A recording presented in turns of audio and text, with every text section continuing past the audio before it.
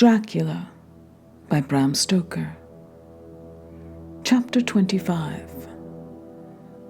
Dr. Seward's Diary. 11 October evening. Jonathan Harker has asked me to note this, as he says he is hardly equal to the task, and wants an exact record kept. I think that none of us was surprised when we were asked to see Mrs. Harker a little before the time of sunset.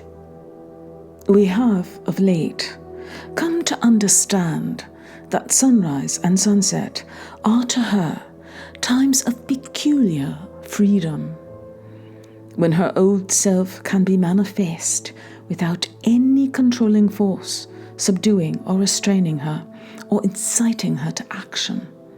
This mood or condition begins some half hour or more before actual sunrise or sunset, and lasts till either the sun is high or whilst the clouds are still aglow with the rays streaming above the horizon.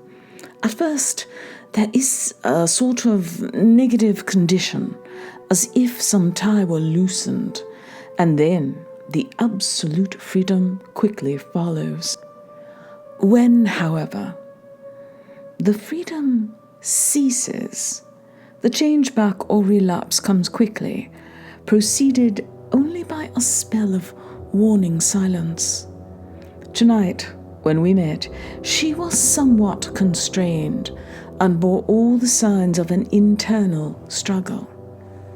I put it down to her making a violent effort at the earliest instant she could do so.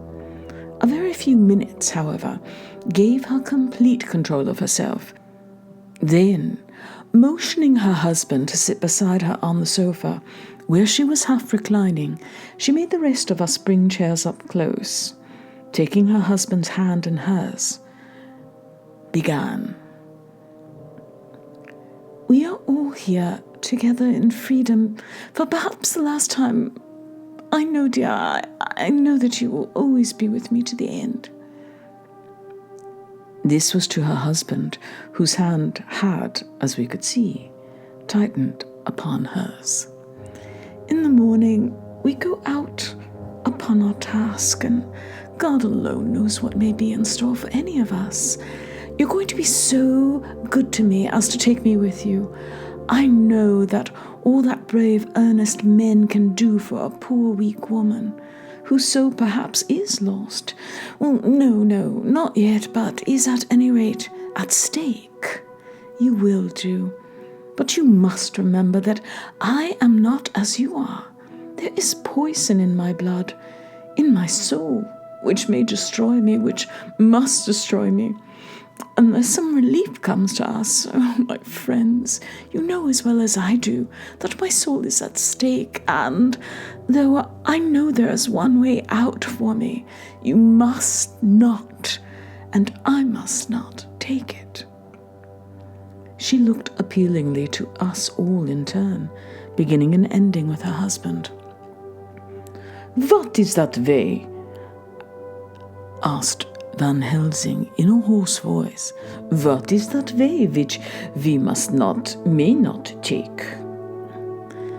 "That I may die now, either by my own hand or that of another, before the greater evil is entirely wrought. I know, and you know, that were I once dead, you could and would set free my immortal spirit, even as you did my poor Lucy's. Or death, or the fear of death, the only thing that stood in the way, I would not shrink to die here, now, amidst the friends who love me, but death is not all. I cannot believe that to die in such a case, when there is hope before us and a bitter task to be done, is God's will. Therefore I, on my part, give up here the certainty of eternal rest, and go out into the dark, where may be the blackest things that the world or the netherworld holds." We were all silent, for we knew instinctively that this was only a prelude. The faces of the others were set, and Harker's grew ashen grey. Perhaps he guessed better than any of us what was coming. She continued. This is what I can give into the hotchpot. I could not but note the quaint legal phrase which she used in such a place, and with all seriousness. What will each of you give? Your lives, I know. She went on quickly. That is easy for brave men. Your lives are God's and you can give them back to him. But what will you give me? She looked again, questioningly, but this time avoided her husband's face. Quincy seemed to understand. He nodded, and her face lit up. Then I shall tell you plainly what I want, for there must be no doubtful matter in this connection between us. You must promise me, one and all, even you, my beloved husband, that, should the time come, you will kill me. What is that time? The voice was Quincy's, but it was low and strained. When you shall be convinced that I am so changed that it is better that I die than I may live. When I am thus dead in the flesh, then you will, without a moment's delay, drive a stake through me and cut off my head, or do whatever else may be wanting to give me rest. Quincy was the first to rise after the pause. He knelt down before her, and taking her hand in his, he said solemnly, I'm only a rough fellow who hasn't perhaps lived as a man should to win such a distinction, but I swear to you by all that I hold sacred and dear, that should the time ever come, I shall not flinch from the duty that you have set upon us. And I promise you too, that I shall make all certain, for if I am only doubtful, I shall take it that the time has come. My true friend, was all she could say amid her fast-falling tears, as bending over she kissed his hand. I swear the same, my dear Madam Mina, said Van Helsing. And I, said Lord Godalming, each of them in turn, kneeling to her to take the oath. I followed myself. Then her husband turned to her wan-eyed, and with a greenish pallor which subdued the snowy whiteness of his hair, and asked, And must I too make such a promise, oh my wife? You too, my dearest, she said, with infinite yearning of pity in her voice and eyes. You must not shrink. You are the nearest and dearest in all the world to me. Our souls are knit into one for all life and all time. Think, dear, that there have been times when brave men have killed their wives and their womenkind to keep them from falling into the hands of the enemy. Their hands did not falter any the more because those that they loved implored them to slay them. It is men's duty towards those whom they love in such times of sore trial. And oh, my dear, if it is to be that I must meet death at any hand, let it be the hand of him who loves me best. Dr. Van Helsing, I have not forgotten your mercy in poor Lucy's case to him who loved. She stopped with a flying blush and changed her phrase. To him who had best right to give her peace. If that time shall come again, I look to you to make it a happy memory of my husband's life, that it was his loving hand which set me free from the awful thrall upon me. Again, I swear, came the professor's resonant voice. Mrs. Harker smiled, positively smiled, as with a sigh of relief she leaned back and said, And now, one word of warning, a warning which you must never forget. This time, if it ever come, may come quickly and unexpectedly, and in such case you must lose no time in using your opportunity. At such a time I myself might be, nay, if the time ever comes, shall be, leagued with your enemy against you. One more request. She became very solemn as she said this. It is not vital and necessary, like the other, but I want you to do one thing for me, if you will." We all acquiesced, but no one spoke. There was no need to speak. "I want you to read the burial service." She was interrupted by a deep groan from her husband, taking his hand in hers. She held it over her heart and continued, "You must read it over me someday. Whatever may be the issue of all this fearful state of things, it will be a sweet thought to all or some of us. You, my dearest, will I hope read it, for then it will be in your voice, in my memory forever, come what may." "But, oh, my dear one," he pleaded, "death is afar from you." "Nay," she said, holding up a warning hand, "I am deeper in death at this moment than if the weight of an earthly grave lay heavy upon me." "Oh, my wife, must I read it?" he said before he began. "It would comfort me, my husband," was all she said, and he began to read when she had got the book ready. How could anyone tell of that strange scene, its solemnity, its gloom, its sadness, its horror, and with all its sweetness? Even a skeptic, who can see nothing but a travesty of bitter truth in anything holy or emotional, would have melted to the heart had he seen that little group of loving and devoted friends kneeling around that stricken and sorrowing lady, or heard the tender passion of her husband's voice, as in tone so broken with emotion that often he had to pause. He read the simple and beautiful service from the burial of the dead. I cannot go on, for words and voice fail me.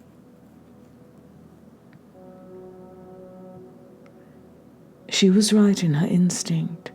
Strange as it all was, bizarre as it may hereafter seem even to us who felt its potent influence at the time, it comforted us much.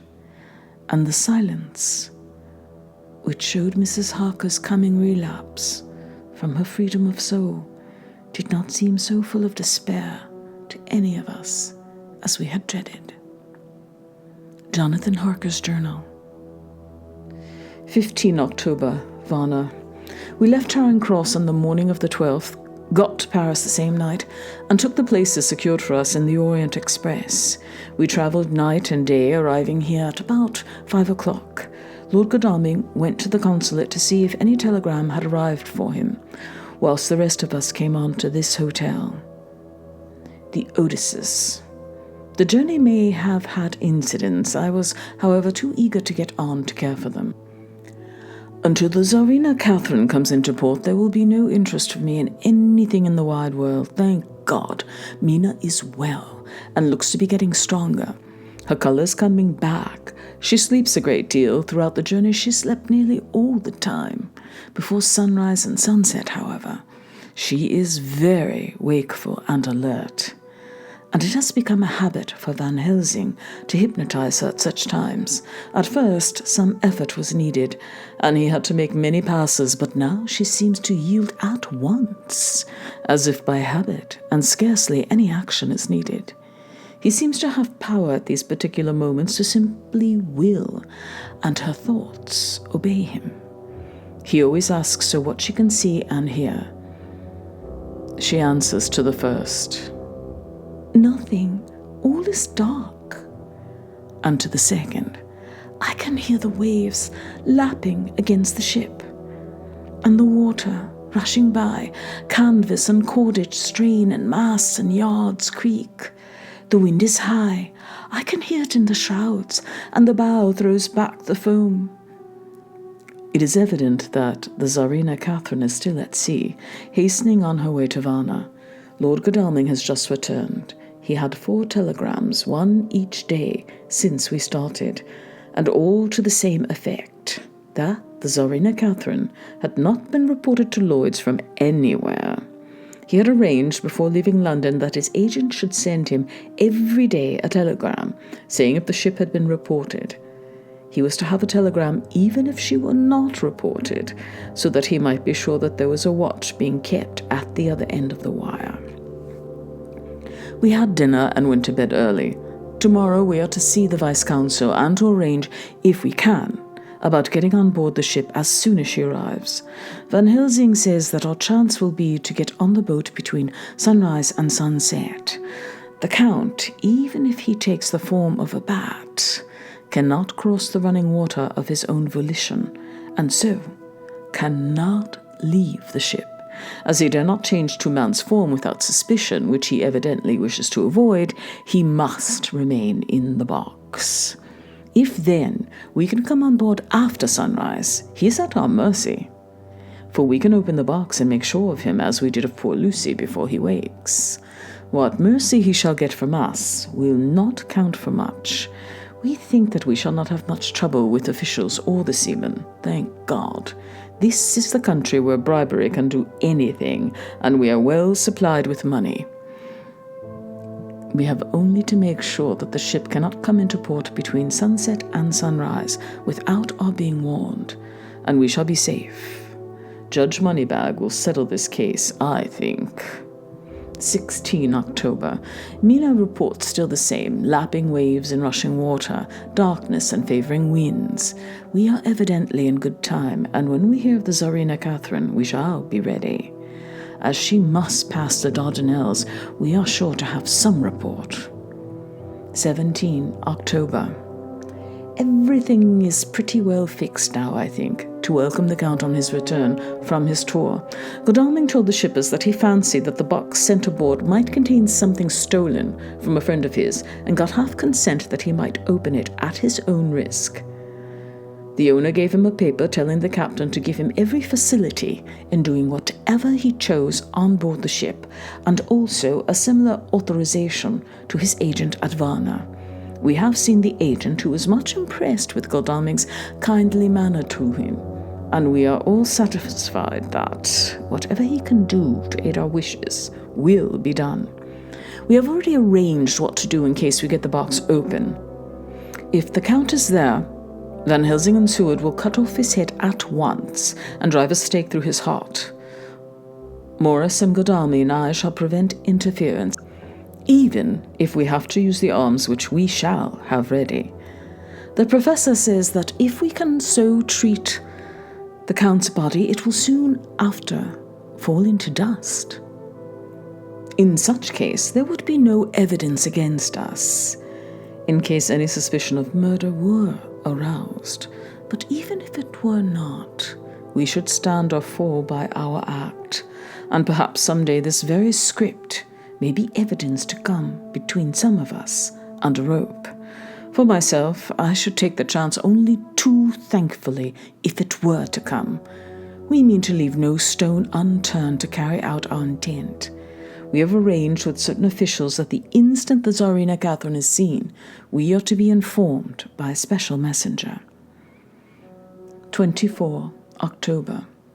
A whole week of waiting. Daily telegrams to Godalming, but only the same story, not yet reported. Mina's morning and evening hypnotic answers unvaried, lapping waves, rushing water, and creaking masts.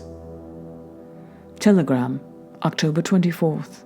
Rufus Smith, Lloyd's, London, to Lord Godalming, care of H.B.M. Vice-Consul Varna. Tsarina Catherine, reported this morning from Dardanelles. Dr. Seward's diary. 25 October. How I miss my phonograph. To write diary with a pen is irksome to me, but Van Helsing says I must. We were all wild with excitement yesterday when Godalming got his telegram from Lloyd's.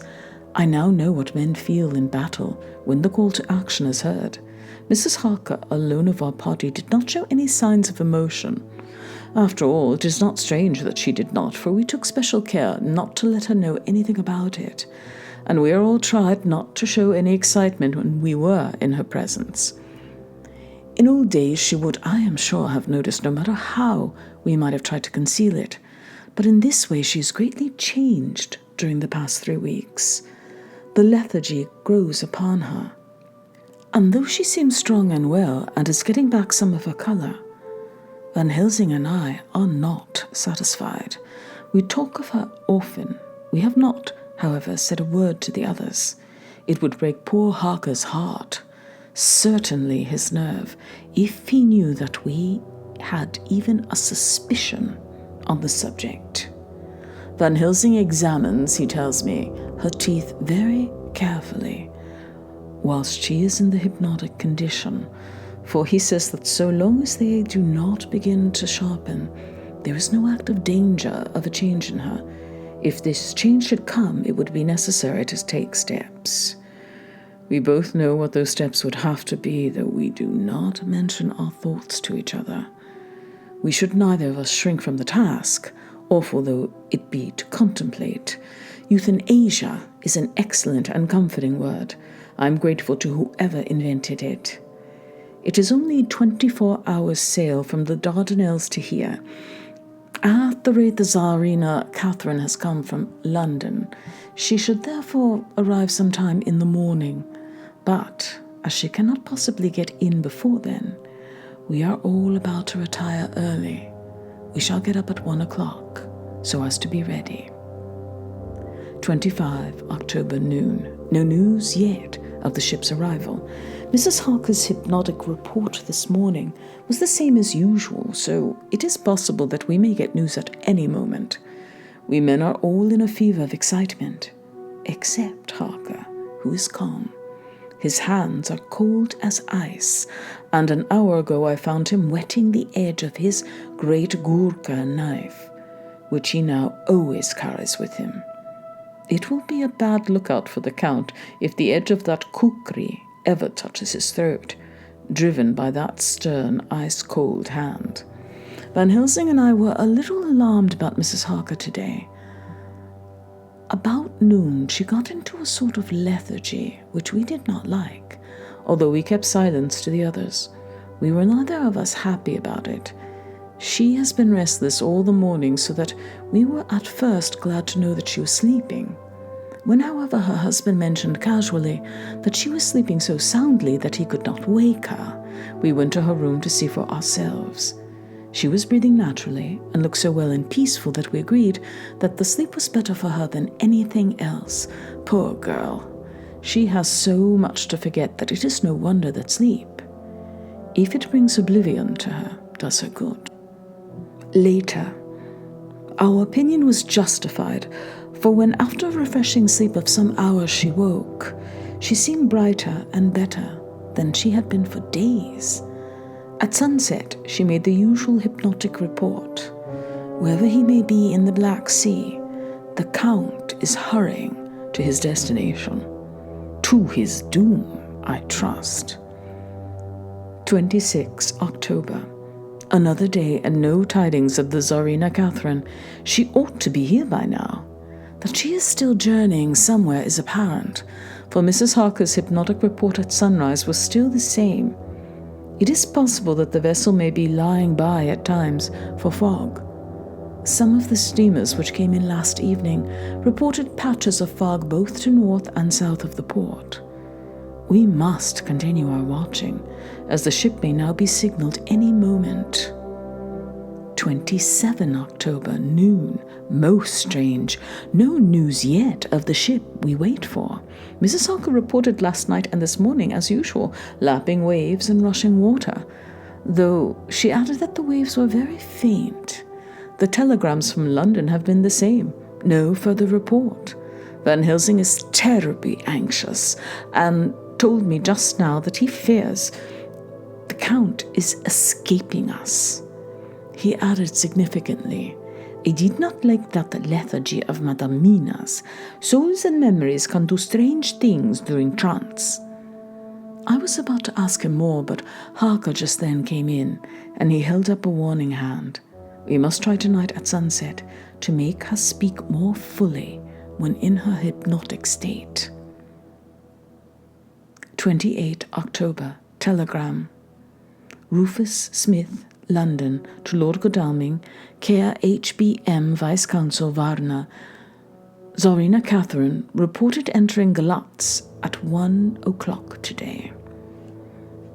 Dr. Seward's diary, 28 October. When the telegram came announcing the arrival in Galatz, I do not think it was such a shock to any of us as might have been expected. True, we did not know whence or how or when the bolt would come, but I think we all expected that something strange would happen. The delay of arrival at Varna made us individually satisfied that things would not be just as we had expected. We only waited to learn where the change would occur. Nonetheless, however, was it a surprise? I suppose that nature works on such a hopeful basis that we believe against ourselves that things will be as they ought to be, not as we should know that they will be. Transcendentalism is a beacon to the angels, even if it be a will-o-wisp to man. It was an odd experience, and we all took it differently.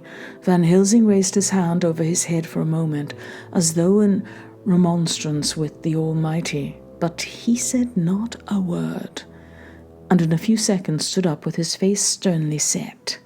Lord Godalming grew very pale and sat breathing heavily. I was myself half stunned and looked in wonder at one after another. Quincey Morris tightened his belt with that quick movement which I knew so well. In our old wandering days it meant action. Mrs. Harker grew ghastly white, so that the scar on her forehead seemed to burn. But she folded her hands meekly and looked up in prayer. Harker smiled, actually smiled, the dark, bitter smile of one who is without hope. But at the same time, his action belied his words, for his hands instinctively sought the hilt of the great kukri knife and rested there. "When does the next train start for Galatz?" said Van Helsing to us generally. "At 6:30, tomorrow morning." We all started, for the answer came from Mrs. Harker. "How on earth do you know?" said Art. "You forget, or perhaps you do not know, though Jonathan does, and so does Dr. Van Helsing, that I am the train fiend. At home in Exeter, I always used to make up the timetable so as to be helpful to my husband. I found it so useful sometimes that I always make a study of the timetables now. I knew that if anything were to take us to Castle Dracula, we would go by Galatz, or at any rate through Bucharest, so I learned the times very carefully. Unhappily, there are not many to learn, as the only train tomorrow leaves, as I say." "Wonderful woman," murmured the professor. "Can't we get a special?" asked Lord Godalming. Van Helsing shook his head. "I fear not. This land is very different from yours or mine. Even if we did have a special, it would probably not arrive as soon as our regular train. Moreover, we have something to prepare. We must think now. Now let us organize. You, friend Otter, go to the train and get the tickets and arrange that all be ready for us to go in the morning. Do you, friend Jonathan, go to the agent of the ship and get from him letters to the agent in Galatz, with authority to make search the ship just as it was here. Morris Quincey, you see the Vice-Consul and get his aid with his fellow in Galatz, and all he can do to make our way smooth, so that no times be lost when over the Danube. John will stay with Madame Mina and me, and we shall consult. For so if time be long, you may be delayed, and it will not matter when the sun sets, since I am here with Madame to make report." "And I," said Mrs. Harker brightly, and more like her old self than she had been for many a long day, "shall try to be of use in all ways, and shall think and write for you as I used to. Something is shifting from me in some strange way. I feel freer than I have been of late." The three younger men looked happy at the moment as they seemed to realize the significance of her words, but Van Helsing and I, turning to each other, met each a grave and troubled glance. We said nothing at the time, however. When the three men had gone out to their tasks, Van Helsing asked Mrs. Harker to look up the copy of the diaries and find him the part of Harker's journal at the castle. She went away to get it. When the door was shut upon her, he said to me, "We mean the same. Speak out." "There is some change. It is a hope that makes me sick, for it may deceive us." "Quite so. Do you know why I asked her to get the manuscript?" "No," said I, "unless it was an opportunity of seeing me alone." "You are in part right, friend John, but only in part. I want to tell you something, and oh, my friend, I am taking a terrible risk, but I believe it is right. In the moment when Mother Mina said those words that arrest both our understanding, an inspiration came to me. In the trance of 3 days ago, the Count sent us his spirit to read her mind, or more like he took her to see him in his earth box in the ship with water rushing just as it go free at rise and set of sun. He learned then that we are here, for she have more to tell in her open life, with eyes to see and ears to hear than he, shut as he is in his coffin box. Now he make his most effort to escape us. At present he want her not. He is sure with his so great knowledge that she will come at his call, but he can cut her off, take her as he can do out of his power, so that she come not to him. There I have hope that our man's brains that have been of man so long, that have not lost the grace of God, will come higher than his child brain that lie in his tomb for centuries, that grow not yet to our stature, that do only work selfish and therefore small. Here comes Madam Mina, not a word to her of her chance. She know it not, and it would overwhelm her and make despair, just when we want all her hope, all her courage, when most we want all her great brain, which is trained like man's brain. But it is of sweet woman, and have a special power which the Count give her, and which he may not take away altogether, though he think not so. Hush, let me speak, and you shall learn. Oh, John, my friend, we are in awful straits. I fear, as I never feared before. We can only trust the good God. Silence, here she comes. I thought that the professor was going to break down and have hysterics, just as he had when Lucy died, but with a great effort he controlled himself and was at perfect nervous poise when Mrs. Harker tripped into the room, bright and happy looking, and in the doing of the work seemingly forgetful of her misery. As she came in, she handed a number of sheets of typewriting to Van Helsing. He looked over them gravely, his face brightening up as he read. Then, holding the pages between his finger and thumb, said, "Friend John, to you with so much of experience already, and you too, dear Madame Nina, that are young, here is a lesson. Do not fear ever to think. A half-thought has been buzzing often in my brain, but I fear to let him loose his wings. Here now, with more knowledge, I go back to where that half-thought come from, and I find that he be no half-thought at all. That be a whole thought, though so young that he is not yet strong to use his little wings. Nay, like the ugly duck of my friend Hans Andersen, he be no duck thought at all, but a big swan thought that sail nobly on big wings when the time come for him to try them. See, I read here what Jonathan have written. That other of his race, who, in later age, again and again, brought his forces over the great river into Turkey land, who, when he was beaten back, came again and again and again, though he had to come alone from the bloody field where his troops were being slaughtered, since he knew that he alone could ultimately triumph. What does this tell us? Not much, no?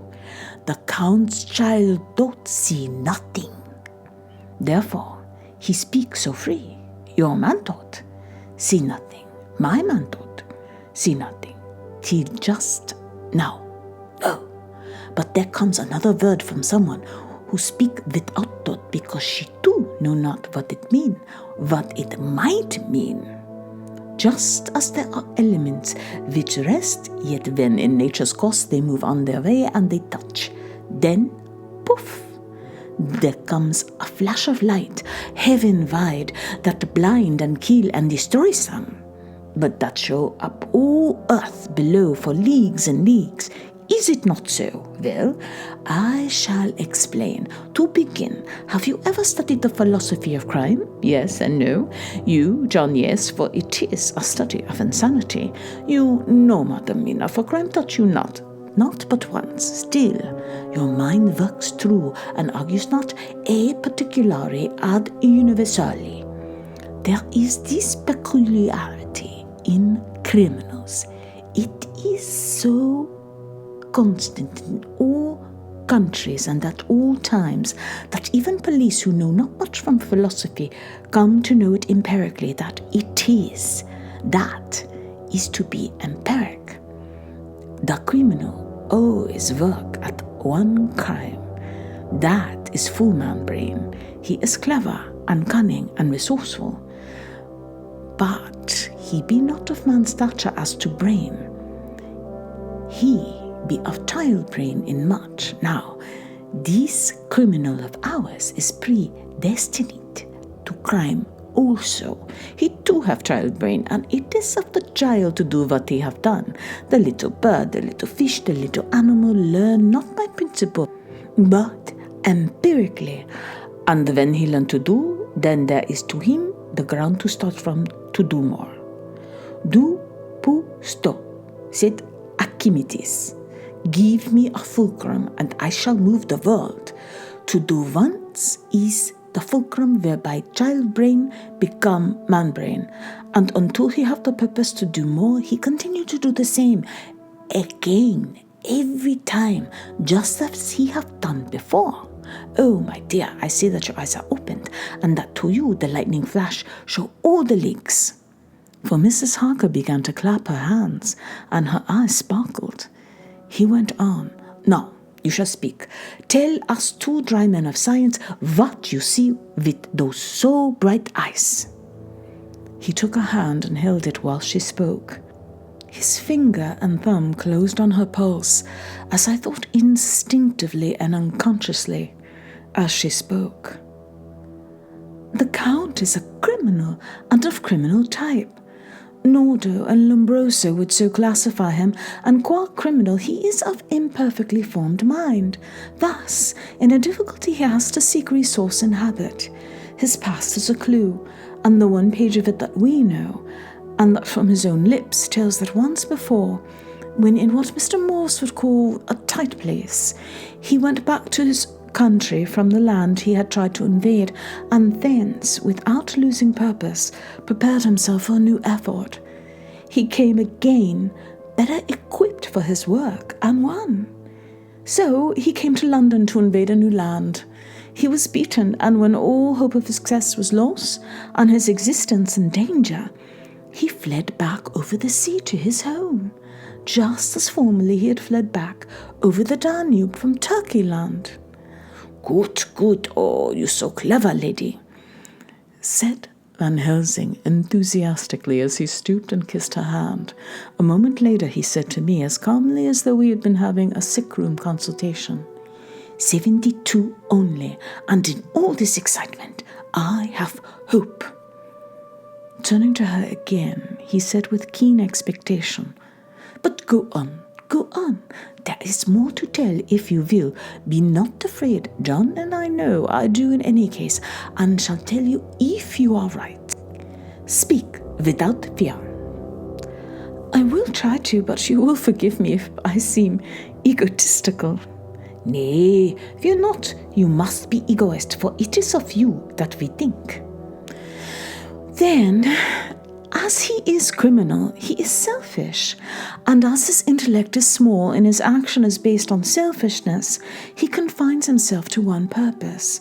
That purpose is remorseless. As he fled back over the Danube, leaving his forces to be cut to pieces, so now he is intent on being safe, careless of all. So his own selfishness frees my soul somewhat from the terrible power which he acquired over me on that dreadful night. I felt it. Oh, I felt it. Thank God for his great mercy.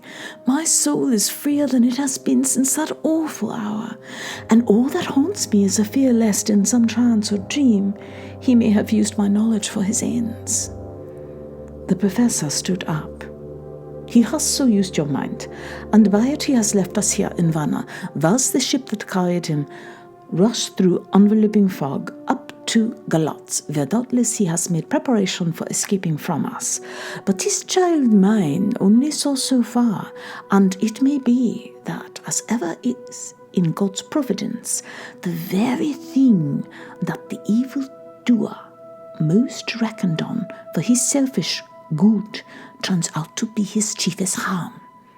The hunter is taken in his own snare, as the great psalmist says, for now that he think he is free from every trace of all, and that he has escaped us with so many hours to him, then his selfish child brain will whisper him to sleep. He think too that he cut himself off from your knowing mind. There can be no knowledge of him to you. There is where he fell. That terrible baptism of blood which he give you makes you free to go to him in spirit, as you have as yet done in your times of freedom, when the sun rise and set. At such times you go by my volition and not by his, and this power to good of you and others, and you have won from your suffering at his hands. This is now all the more precious that he know it not, and to God himself have even cut himself off from his knowledge of our there. We, however, are not selfish, and we believe that God is with us through all this blackness and these many dark hours. We shall follow him, and we shall not flinch, even if we peril ourselves that we become like him. Friend John, this has been a great hour, and it hath done much to advance us on our way. You must scribe and write him all down, so that when the others return from their work, you can give it to them. Then they shall know as we do. And so I have written it whilst we wait their return, and Mrs. Harker has written with her typewriter, all since she brought the MS to us. Chapter 26. Dr. Seward's Diary. 29 October. This is written in the train from Varna to Galatz. Last night we all assembled a little before the time of sunset. Each of us had done his work as well as he could. So far as thought and endeavour and opportunity go, we are prepared for the whole of our journey and for our work when we get to Galatz. When the usual time came round, Mrs. Harker prepared herself for her hypnotic effort, and after a longer and more serious effort on the part of Van Helsing than has been usually necessary, she sank into the trance. Usually she speaks on a hint, but this time the professor had to ask her questions, and to ask them pretty resolutely before we could learn anything. At last her answer came. I can see nothing. We are still. There are no waves lapping, but only a steady swirl of water, softly running against the hawser. I can hear men's voices calling near and far, and the roll and creak of oars in the rowlocks. A gun is fired somewhere. The echo of it seems far away. There's tramping of feet overhead, and ropes and chains are dragged along. What is this? There's a gleam of light. I can feel the air blowing upon me. Here she stopped. She had risen as if impulsively from where she lay on the sofa, and raised both hands, palms upwards, as if lifting a weight. Van Helsing and I looked at each other with understanding. Quincy raised his eyebrows slightly and looked at her intently, whilst Harker's hand instinctively closed round the hilt of his kukri. There was a long pause. We all knew that the time when she could speak was passing, but we felt that it was useless to say anything. Suddenly, she sat up, and as she opened her eyes, said sweetly, "Would none of you like a cup of tea? You must all be so tired." We could only make her happy, and so acquiesced. She bustled off to get the tea. When she had gone, Van Helsing said, "You see, my friends, he is close to land. He has left his earth chest, but he has yet to get on shore. In the night he may lie hidden somewhere, but if he be not carried on shore, or if the ship do not touch it, he cannot achieve the land. In such case he can, if it be in the night, change his form and can jump or fly on shore, as he did at Whitby. But if the day come before he get on shore, then, unless he be carried, he cannot escape. And if he can be carried, then the customs men may discover what the box contain. Thus, in fine, if he escape not on the shore tonight or before dawn, there will be the whole day lost to him. We may then arrive in time, for if he escape not at night, we shall come on him in daytime, boxed up and at our mercy. For he dare not be his true self, awake and visible, lest he be discovered." There was no more to be said, so we waited in patience until the dawn, at which time we might learn more from Mrs. Harker. Early this morning we listened with breathless anxiety for her response in her trance. The hypnotic stage was even longer in coming than before, and when it came, the time remaining until full sunrise was so short that we began to despair. Van Helsing seemed to throw his whole soul into the effort. At last, in obedience to his will, she made reply, "All is dark. I hear lapping water, level with me, some creaking as of wood on wood." She paused, and the red sun shot up. We must wait till tonight. And so it is that we are travelling toward Galatz in an agony of expectation. We are due to arrive between 2 and 3 in the morning, but already at Bucharest we are 3 hours late, so we cannot possibly get in till well after sunup. Thus, we shall have 2 more hypnotic messages from Mrs. Harker. Either or both may possibly throw some more light on what is happening. Later, Lord Godalming has returned. The consul is away and the vice-consul sick, so the routine work has been attended to by a clerk. He was very obliging and offered to do anything in his power. Jonathan Harker's Journal. 30 October. At 9 o'clock, Dr. Van Helsing, Dr. Seward and I called on Messrs. Mackenzie and Steinkoff, the agents of the London firm of Hapgood. They had received a wire from London in answer to Lord Godalming's telegraphed request, asking us to show them any civility in their power. They were more than kind and courteous, and took us at once on board the Tsarina Catherine, which lay at anchor out in the river harbour. There we saw the captain, Donaldson by name, who told us of his voyage. He said that in all his life he had never had so favourable a run. "Man," he said, "but it made us afeard, for we expected that we should have to pay for it with some rare piece of ill luck, so as to keep up the average. It's no canny to run frae London to the Black Sea with the wind ahint ye, as though the devil himself was blowing on ye sail for an purpose.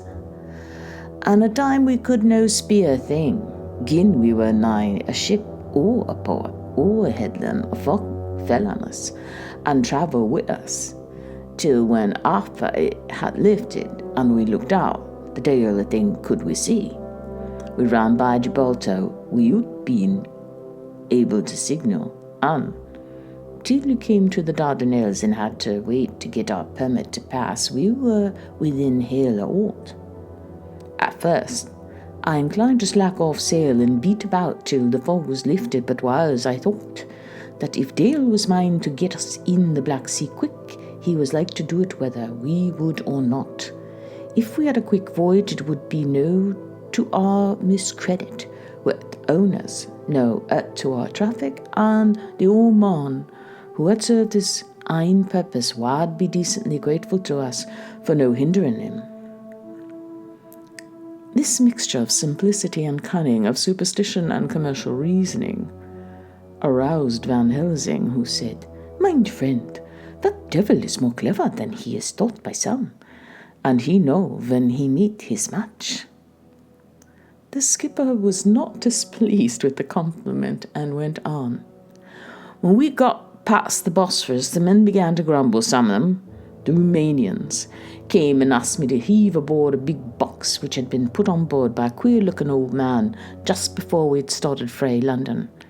I had seen him spear at the fellow and put out their twa fingers when they saw him. To guard against the evil eye, man, but the superstition of foreigners is perfect ridiculous. I sent them about their business pretty quick, but as just a fog closed in on us, I felt a wee bit as they did anent something, though I wouldn't say it was agin the big box.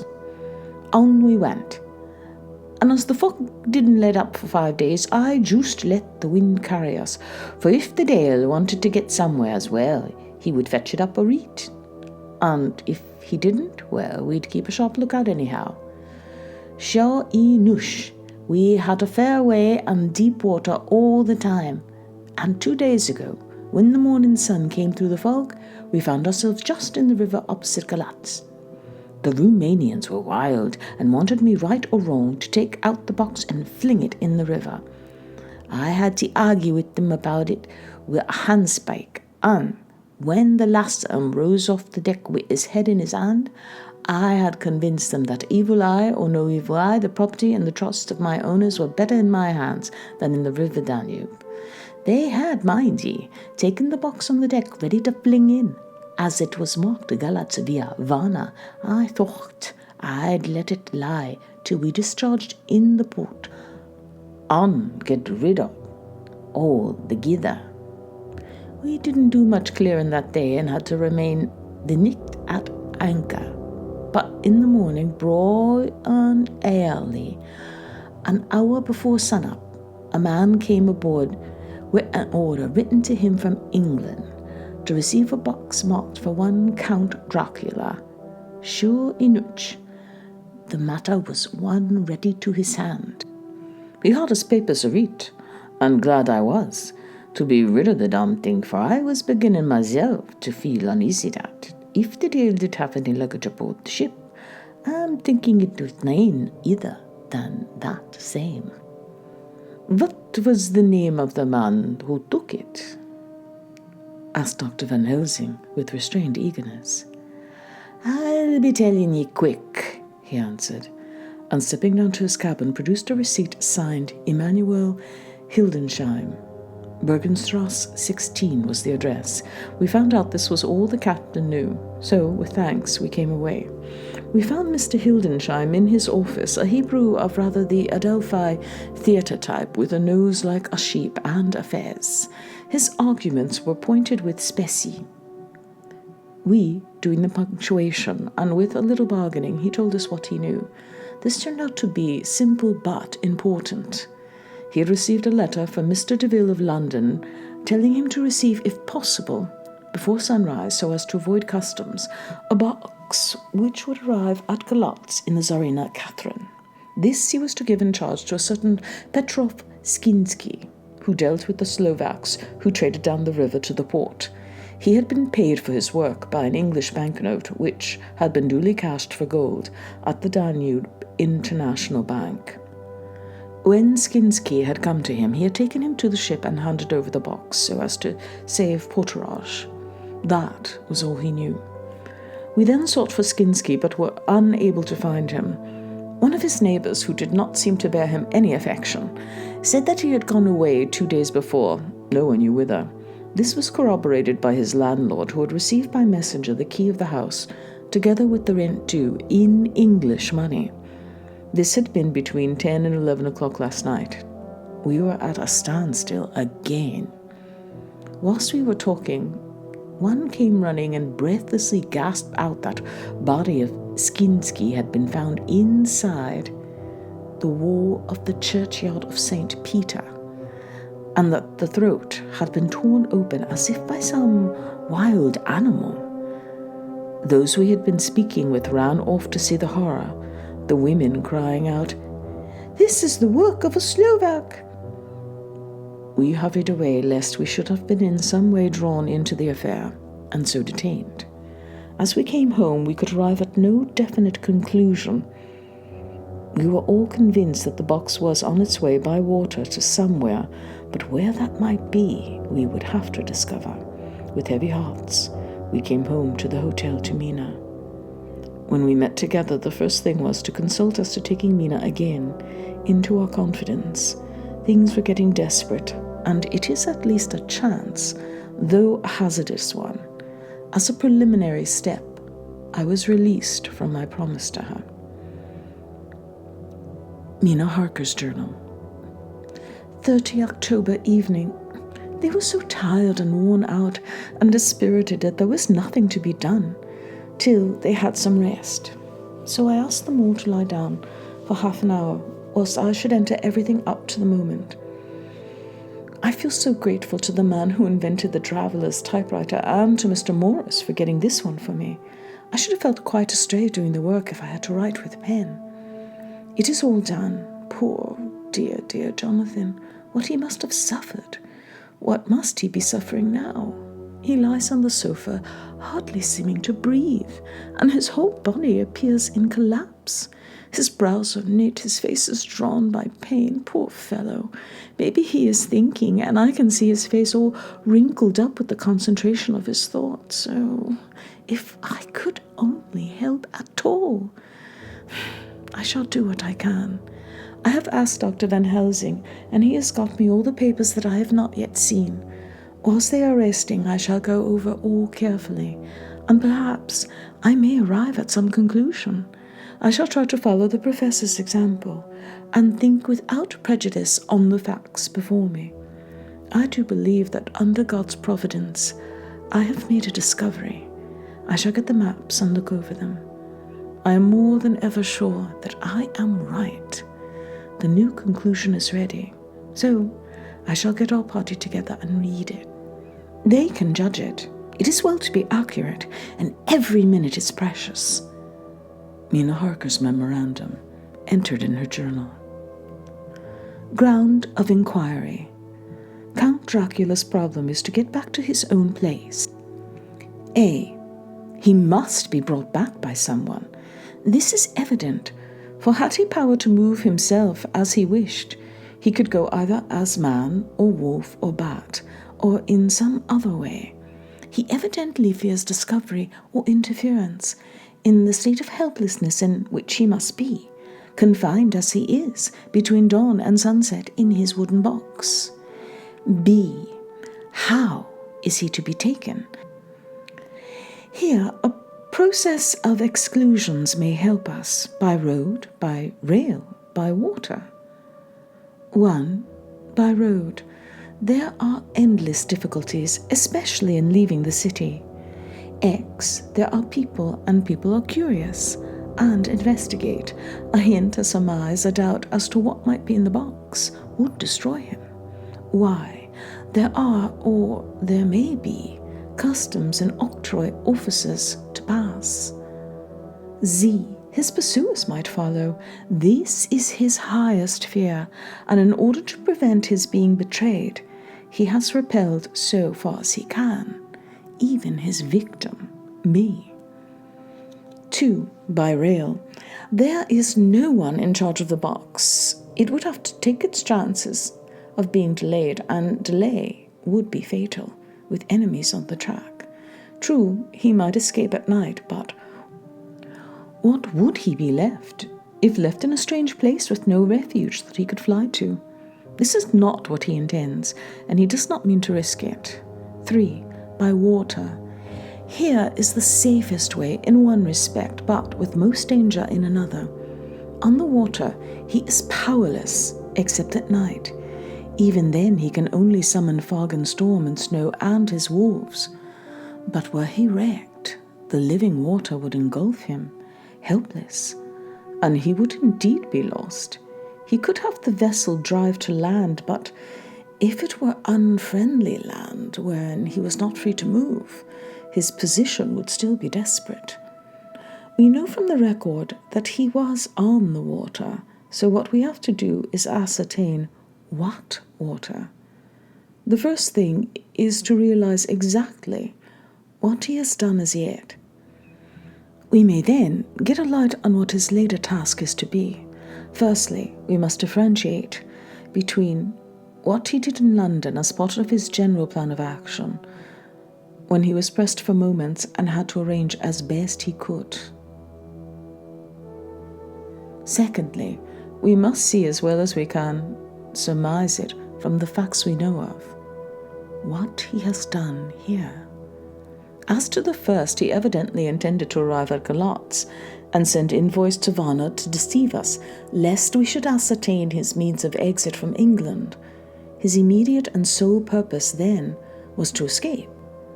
The proof of this is the letter of instructions sent to Emanuel Hildesheim to clear and take away the box before sunrise.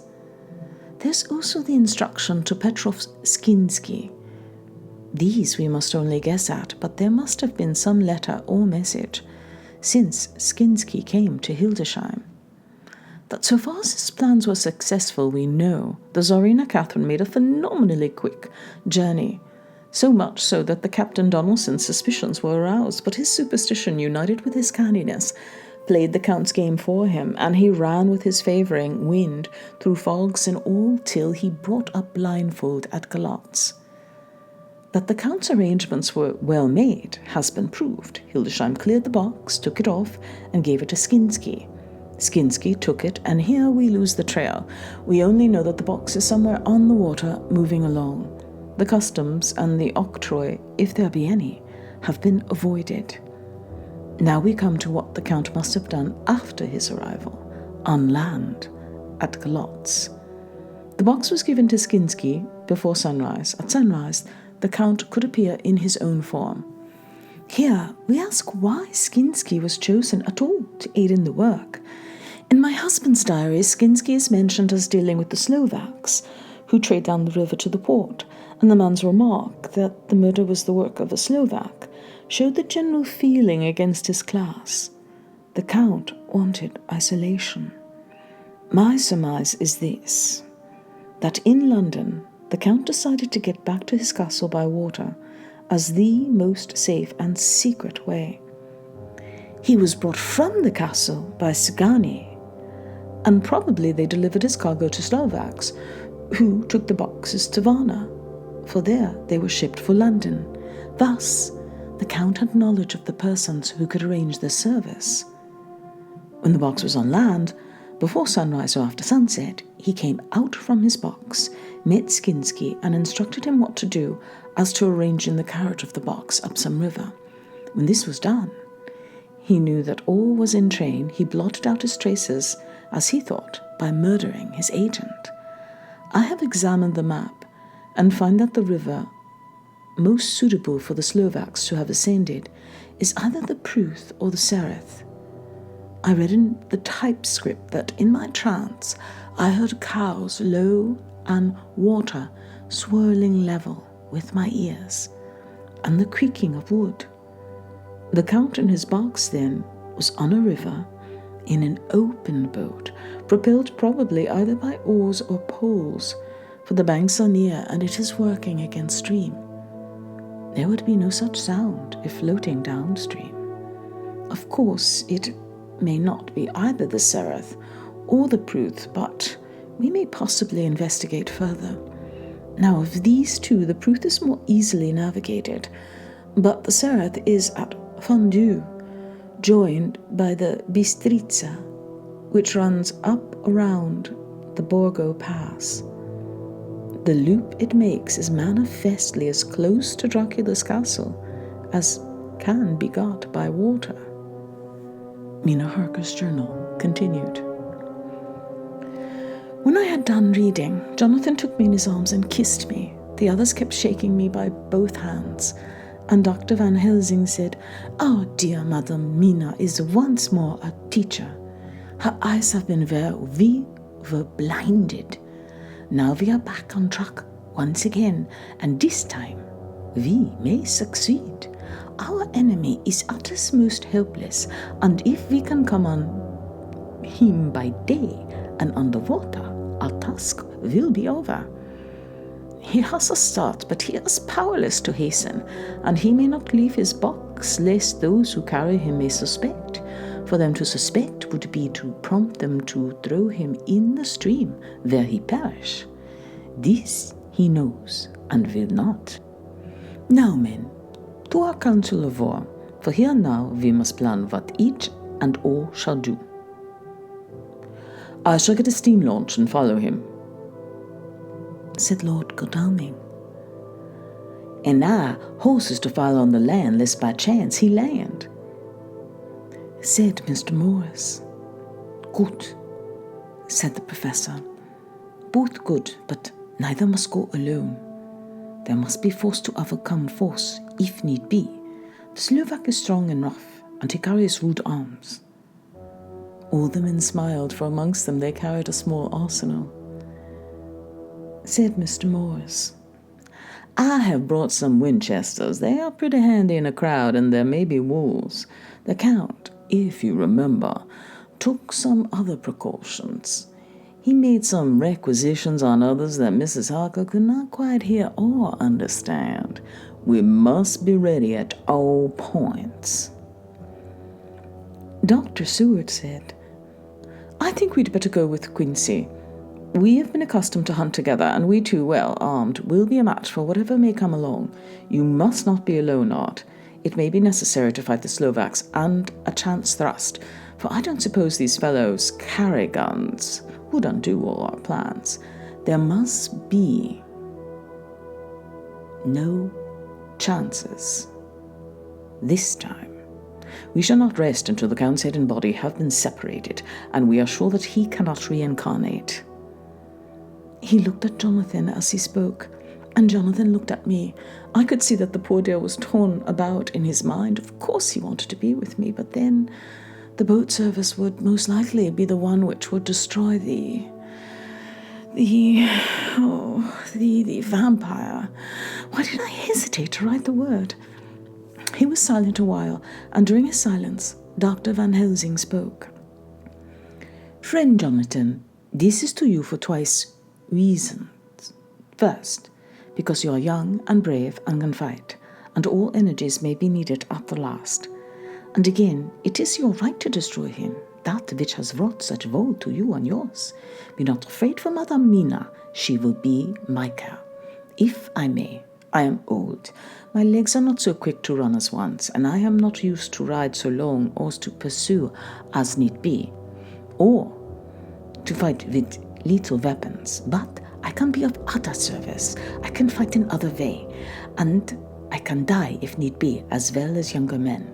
Now, let me say that what I would do is this, while you, my Lord Godalming, and friend Jonathan, go in your so swift little steamboat up the river, and whilst John and Quincy guard the bank where perchance he might be landed, I will take Madame Mina right into the heart of the enemy's country, whilst the old fox is tied in his box, floating on the running stream, whence he cannot escape to land, where he does not, dares not, raise the lid of his coffin box, lest his Slovak carrier should be in fear, leave him to perish. We shall go in the track where John went, from Bistritz over the Borgo, and find our way to the castle of Dracula. Here, Madame Mina's hypnotic power will surely help, and we shall find our way, all dark and unknown otherwise, after the first sunrise, when we are near that fateful place. There is much to be done, and other places to be made sanctify, so that the nest of vipers be obliterated." Here, Jonathan interrupted him hotly.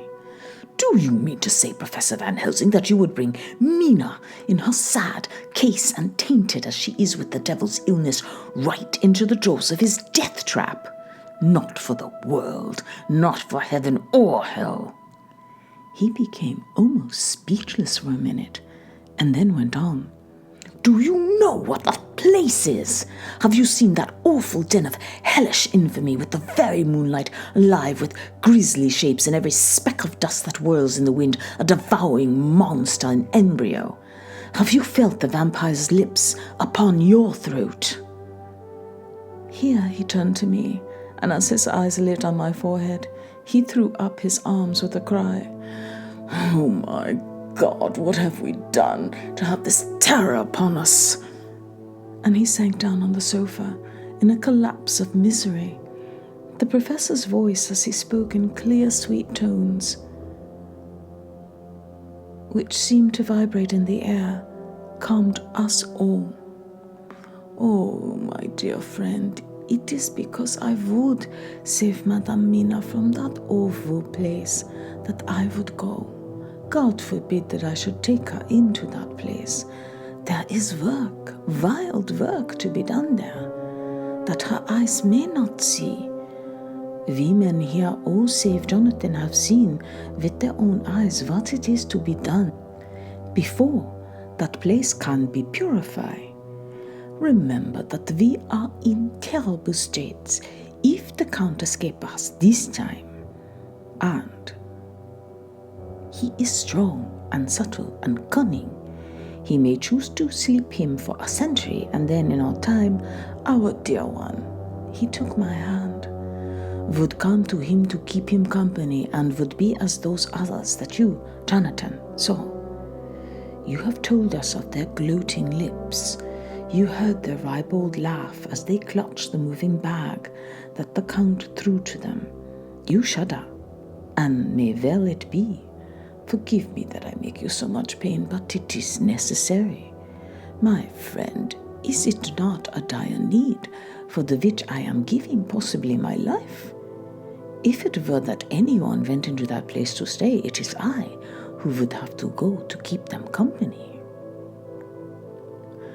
Do as you will, said Jonathan, with a sob that shook him all over. We are in the hands of God. Later, oh, it did me good to see the way that these brave men worked. How can women help loving men when they are so earnest and so true and so brave? And too, it made me think of the wonderful power of money. What can it not do when it is properly applied? And what might it do when basely used?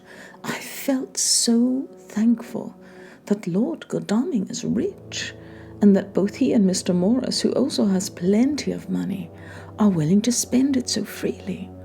For if they did not, our little expedition could not start, either so promptly or so well equipped, as it will within another hour.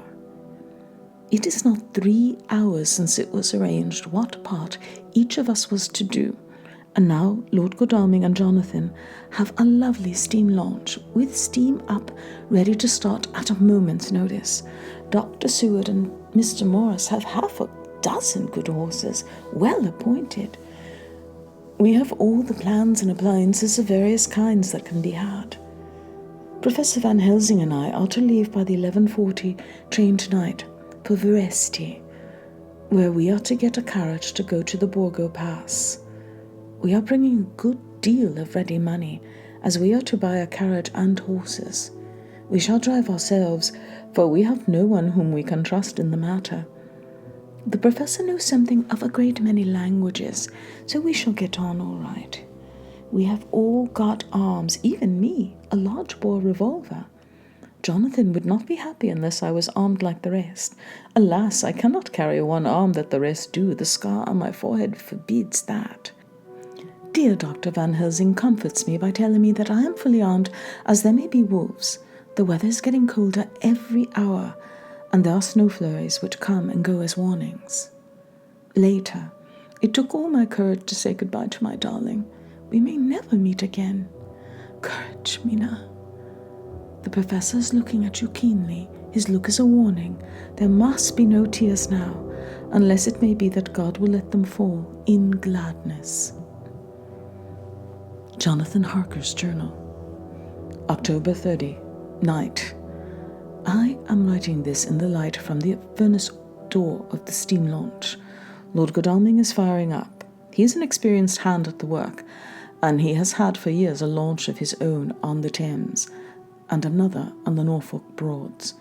Regarding our plans, we finally decided that Mina's guess was correct, and that if any waterway was chosen for the Count's escape back to his castle, the Sereth, and then the Bistritza at its junction would be the one.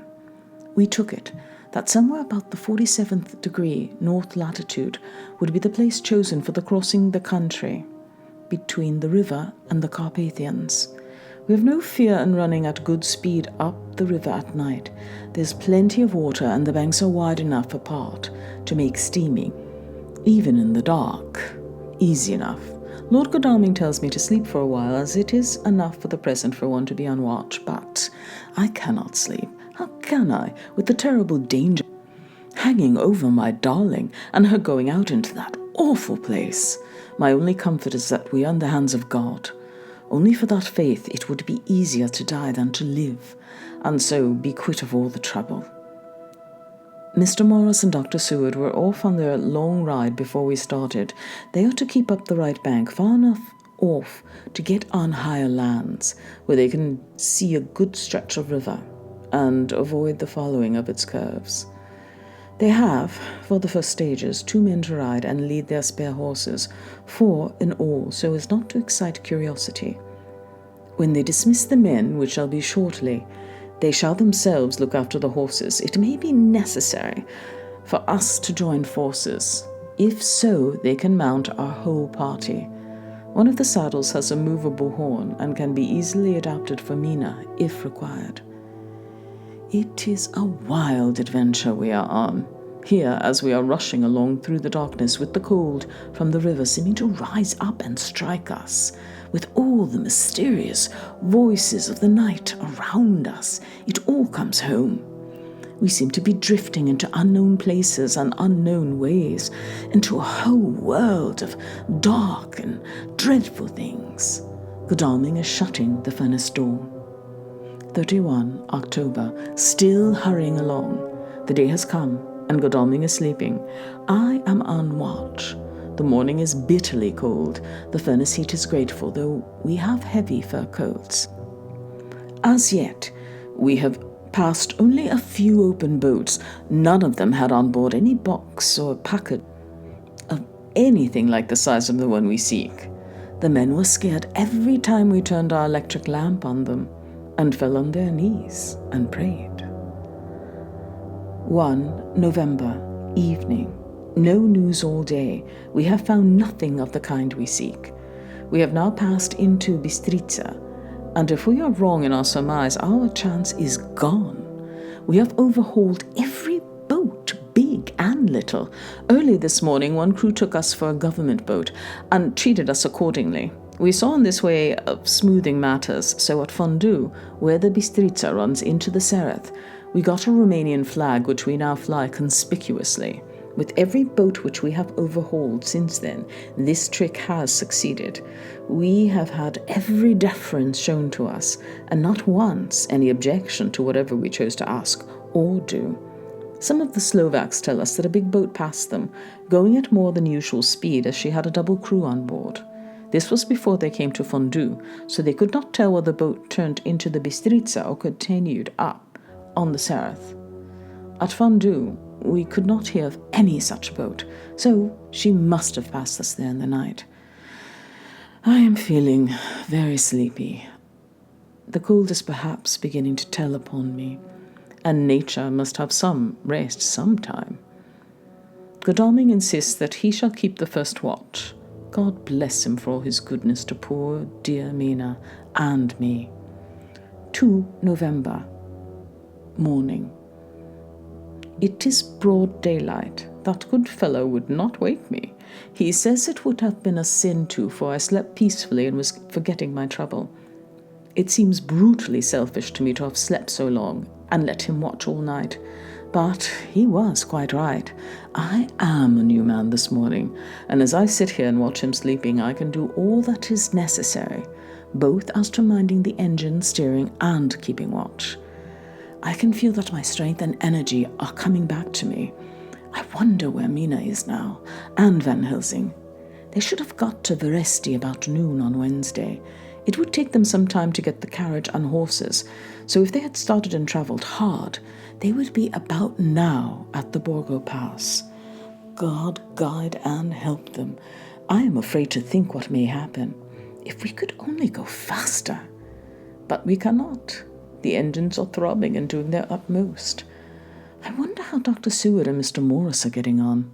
There seem to be endless streams running down the mountains into this river, but as none of them are very large at present, at all events, though they are terrible doubtless in winter, and when the snow melts, the horsemen may not have met much obstruction. I hope that before we get to Strasbourg we may see them, for if by that time we have not overtaken the Count, it may be necessary to take counsel together what to do next. Dr. Seward's Diary. 2 November. 3 days on the road, no news and no time to write it, if there had been, for every moment is precious. We have had only the rest needful for the horses, but we are both bearing it wonderfully. Those adventurous days of ours are turning up useful. We must push on. We shall never feel happy till we get the launch in sight again. 3 November. We heard at Fondue that the launch had gone up the Bistritza. I wish it wasn't so cold. There are signs of snow coming, and if it falls heavy, it will stop us. In such case, we must get a sledge and go on, Russian fashion. 4 November. Today, we heard of the launch having been detained by an accident when trying to force a way up the rapids. The Slovak boats get up all right by aid of rope and steering with knowledge. Some went up only a few hours before. Godalming is an amateur fitter himself, and evidently it was he who put the launch in trim again. Finally, they got up the rapids all night with local help and are off on the chase afresh. I fear that the boat is not any better for the accident. The peasantry tell us that after she got up upon smoother water again, she kept stopping every now and again, so long as she was in sight. We must push on harder than ever. Our help may be wanted soon. Mina Harker's Journal. 31 October. Arrived at Veresti at noon. The professor tells me that this morning at dawn he could hardly hypnotize me at all, and that all I could say was dark and quiet. He is off now buying a carriage and horses. He says that he will later on try to buy additional horses so that we may be able to change them on the way. We have something more than 70 miles before us. The country is lovely and most interesting. If only we were under different conditions, how delightful it would be to see it all. If Jonathan and I were driving through it alone, what a pleasure it would be. To stop and see people and learn something of their life, and to fill our minds and memories with all the colour and picturesqueness of the whole wild, beautiful country and the quaint people. But alas. Later, Dr. Van Helsing has returned. He got the carriage and horses. We are to have some dinner and to start in an hour. The landlady is putting us up a huge basket of provisions. It seems enough for a company of soldiers. The professor encourages her and whispers to me that it may be a week before we can get any good food again. He has been shopping too, and has sent home such a wonderful lot of furs and wraps and all sorts of warm things. There will not be any chance of our being cold. We shall soon be off. I am afraid to think what may happen to us. We are truly in the hands of God. He alone knows what may be, and I pray him with all the strength of my sad and humble soul that he will watch over my beloved husband, that whatever may happen, Jonathan may know that I loved him and honoured him more than I can say, and that my latest and truest thought will always be for him. Chapter 27. Mina Harker's Journal. 1 November. All day long we have travelled, and at a good speed. The horses seem to know that they are being kindly treated, for they go willingly their full stage at best speed. We have now had so many changes and find the same thing so constantly that we are encouraged to think that the journey will be an easy one. Dr. Van Helsing is laconic. He tells the farmers that he is hurrying to Bistritz and pays them well to make the exchange of horses. We get hot soup or coffee or tea and off we go.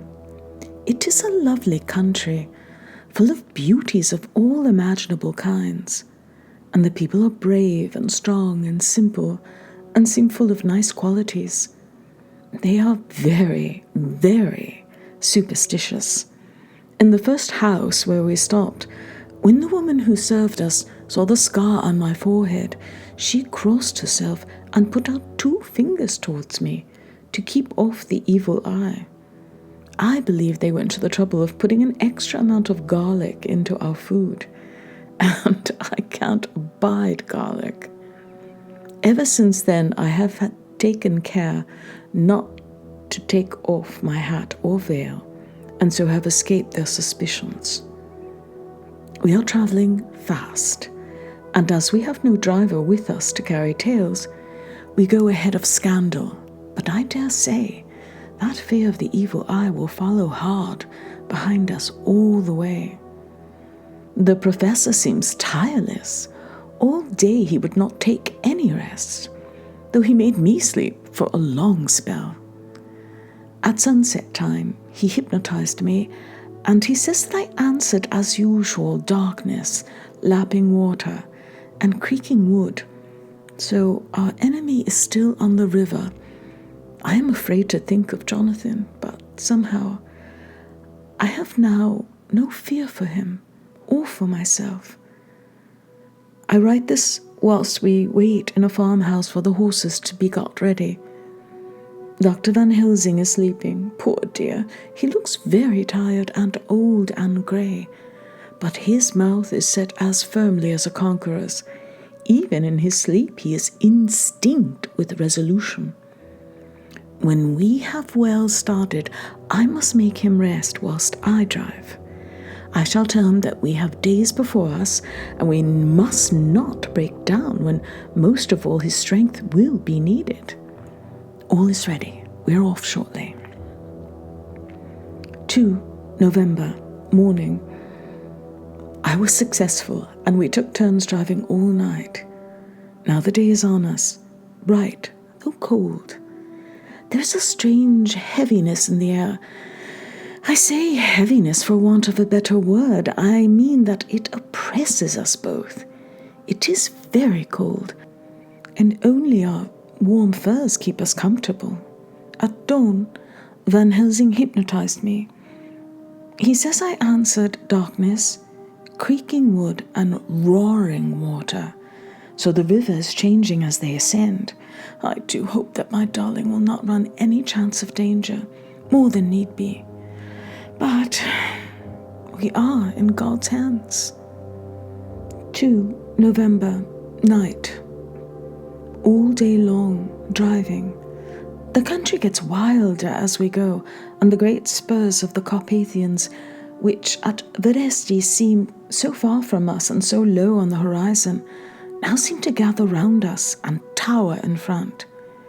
We both seem in good spirits. I think we make an effort to each to cheer the other. In the so doing we cheer ourselves. Dr. Van Helsing says that by morning we shall reach the Borgo Pass. The houses are very few here now, and the professor says that the last horse we got will have to go on with us as we may not be able to change. He got 2 in addition to the 2 we changed, so that now we have a rude 4 in hand. The dear horses are patient and good, and they give us no trouble. We are not worried with other travellers, and so even I can drive. We shall get to the pass in daylight. We do not want to arrive before, so we take it easy and have each a long rest in turn. Oh, what will tomorrow bring to us? We go to seek the place where my poor darling suffered so much. God grant that we may be guided aright, and that he will deign to watch over my husband and those dear to us both, who are in such deadly peril. As for me, I'm not worthy in his sight. Alas, I am unclean to his eyes, and shall be until he may deign to let me stand forth in his sight as one of those who have not incurred his wrath. Memorandum by Abraham Van Helsing. For November, this to my old and true friend, John Seward, M.D. of Purfleet, London, in case I may not see him. It may explain, it is morning, and I write by a fire which all the night I have kept alive, Madam Mina aiding me. 'Tis cold, cold, so cold, that the grey heavy sky is full of snow, which when it falls will settle for all winter, as the ground is hardening to receive it. It seems to have affected Madam Mina, who has been so heavy of head all day that she was not like herself. She sleeps and sleeps and sleeps. She, who is usual so alert, have done literally nothing all the day. She even have lost her appetite. She make no entry into her little diary, she who writes so faithful at every pause. Something whisper to me that all is not well. However, tonight she is more vif. Her long sleep all day have refreshed and restore her. For now, she is all sweet and bright as ever. At sunset, I try to hypnotize her, but alas, with no effect. The power has grown less and less with each day, and tonight it failed altogether. Well, God's will be done, whatever it may be, and whithersoever it may lead. Now, to the historical. For as Madam Mina write not in her stenography, I must, in my cumbrous old fashion, that so each day of us may not go unrecorded. We got to the Bogo Pass just after sunrise yesterday morning. When I saw the signs of the dawn, I got ready for the hypnotism. We stopped our carriage and got down so that there might be no disturbance. I made a couch with furs, and Madam Mina, lying down, yielded herself as usual, but more slow and more short time than ever, to the hypnotic sleep. As before came the answer, darkness and the swirling of water. Then she woke, bright and radiant, and we go on our way and soon reach the pass. At this time and place she become all on fire with zeal. Some new guiding power be in her manifested, for she point to a road and say, "This is the way." "How do you know it?" I ask. "Of course I know it," she answer, and with a pause add, "Have not I, Jonathan, travelled it and wrote of his travel?" At first I think somewhat strange, but soon I see that there be only one such byroad. It is used but little, and very different from the coach road from the Bukovina to Bistritz, which is more wide and hard and more of use. So we came down this road. When we meet other ways, not always were we sure that there were roads at all, for they be neglect and light snow have fallen. The horses know, and they only. I give rein to them, and they go on so patient. By and by we find all the things which Jonathan have wrote in that wonderful diary of his. Then we go on for long, long hours and hours. At the first, I tell Madam Mina to sleep. She try, and she succeed. She sleep all the time, till at last I feel myself too suspicious grow, and attempt to wake her, but she sleep on, and I may not wake her, though I try. I do not wish to try too hard, lest I harm her, for I know that she suffer much, and sleep at times be all in all to her. I think I drowse myself, for all of a sudden I feel guilt as though I have done something. I find myself bolt up with the reins in my hand, and the good horses go along, jog, jog, just as ever. I look down and find Madam Mina still asleep.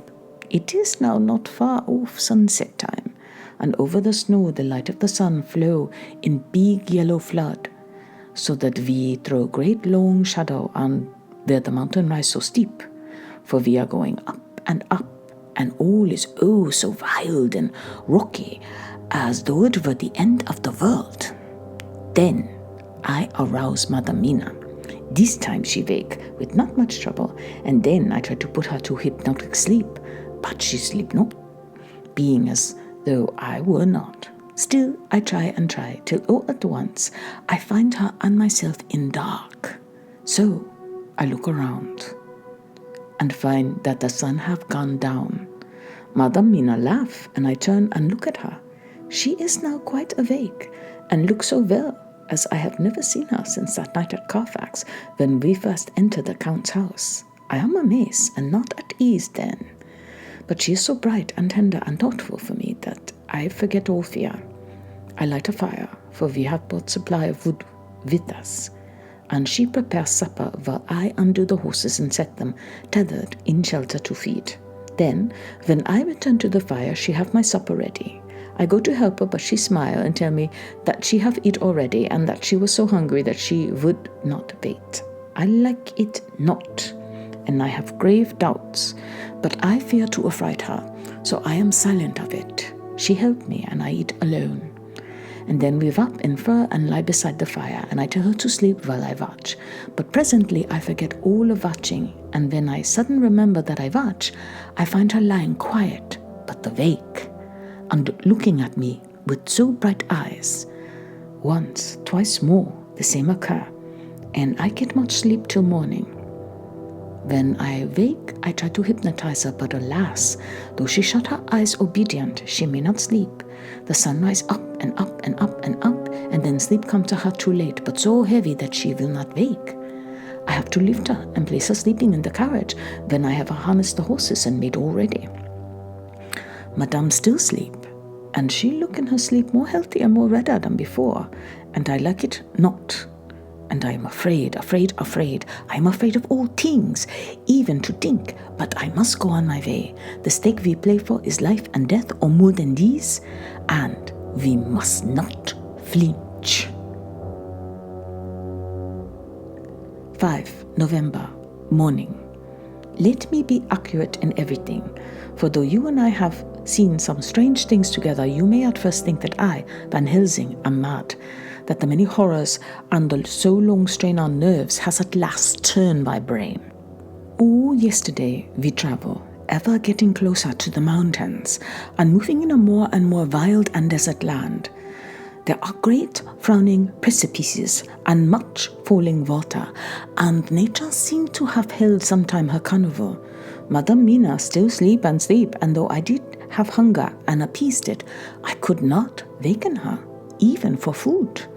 I began to fear that the fatal spell of the place was upon her, tainted as she is with that vampire baptism. Well, said I to myself, if it be that she sleep all day, it shall also be that I do not sleep at night.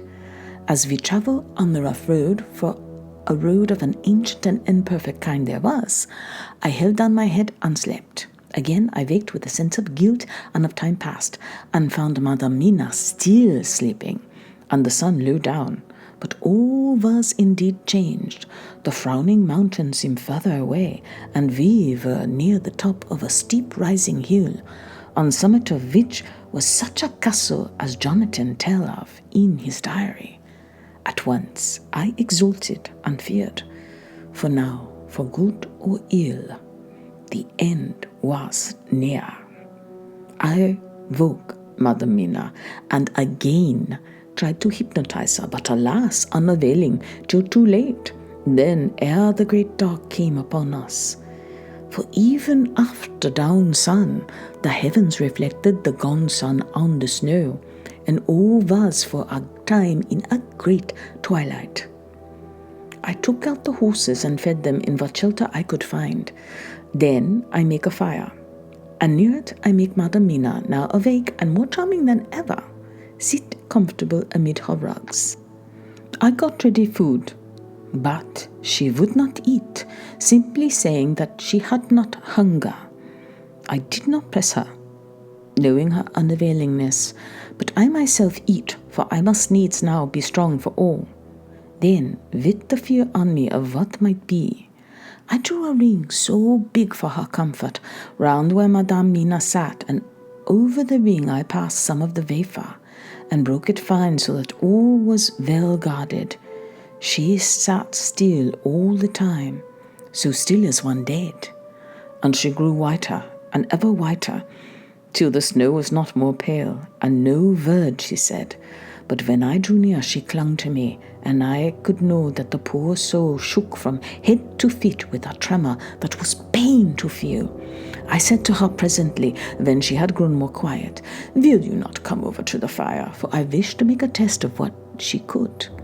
She rose obedient, but when she had made a step, she stopped and stood as one stricken. "Why not go on?" I asked. She shook her head and, coming back, sat down in her place. Then, looking at me with open eyes as of one waked from sleep, she said simply, "I cannot," and remained silent. I rejoiced, for I knew that what she could not, none of those that we dreaded could. Though there might be danger to her body, yet her soul was safe. Presently the horses began to scream and tore at their tethers till I came to them and quieted them.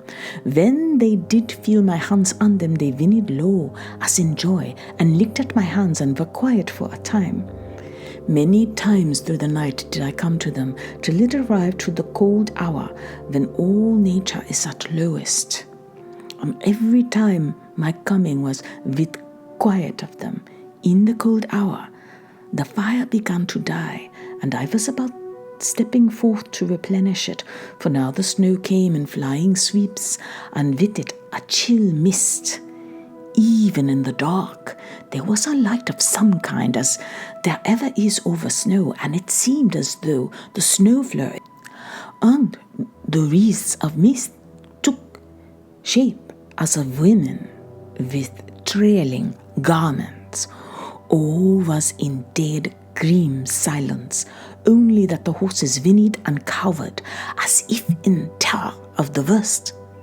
I began to fear horrible fears, but then came to me the sense of safety in that ring wherein I stood.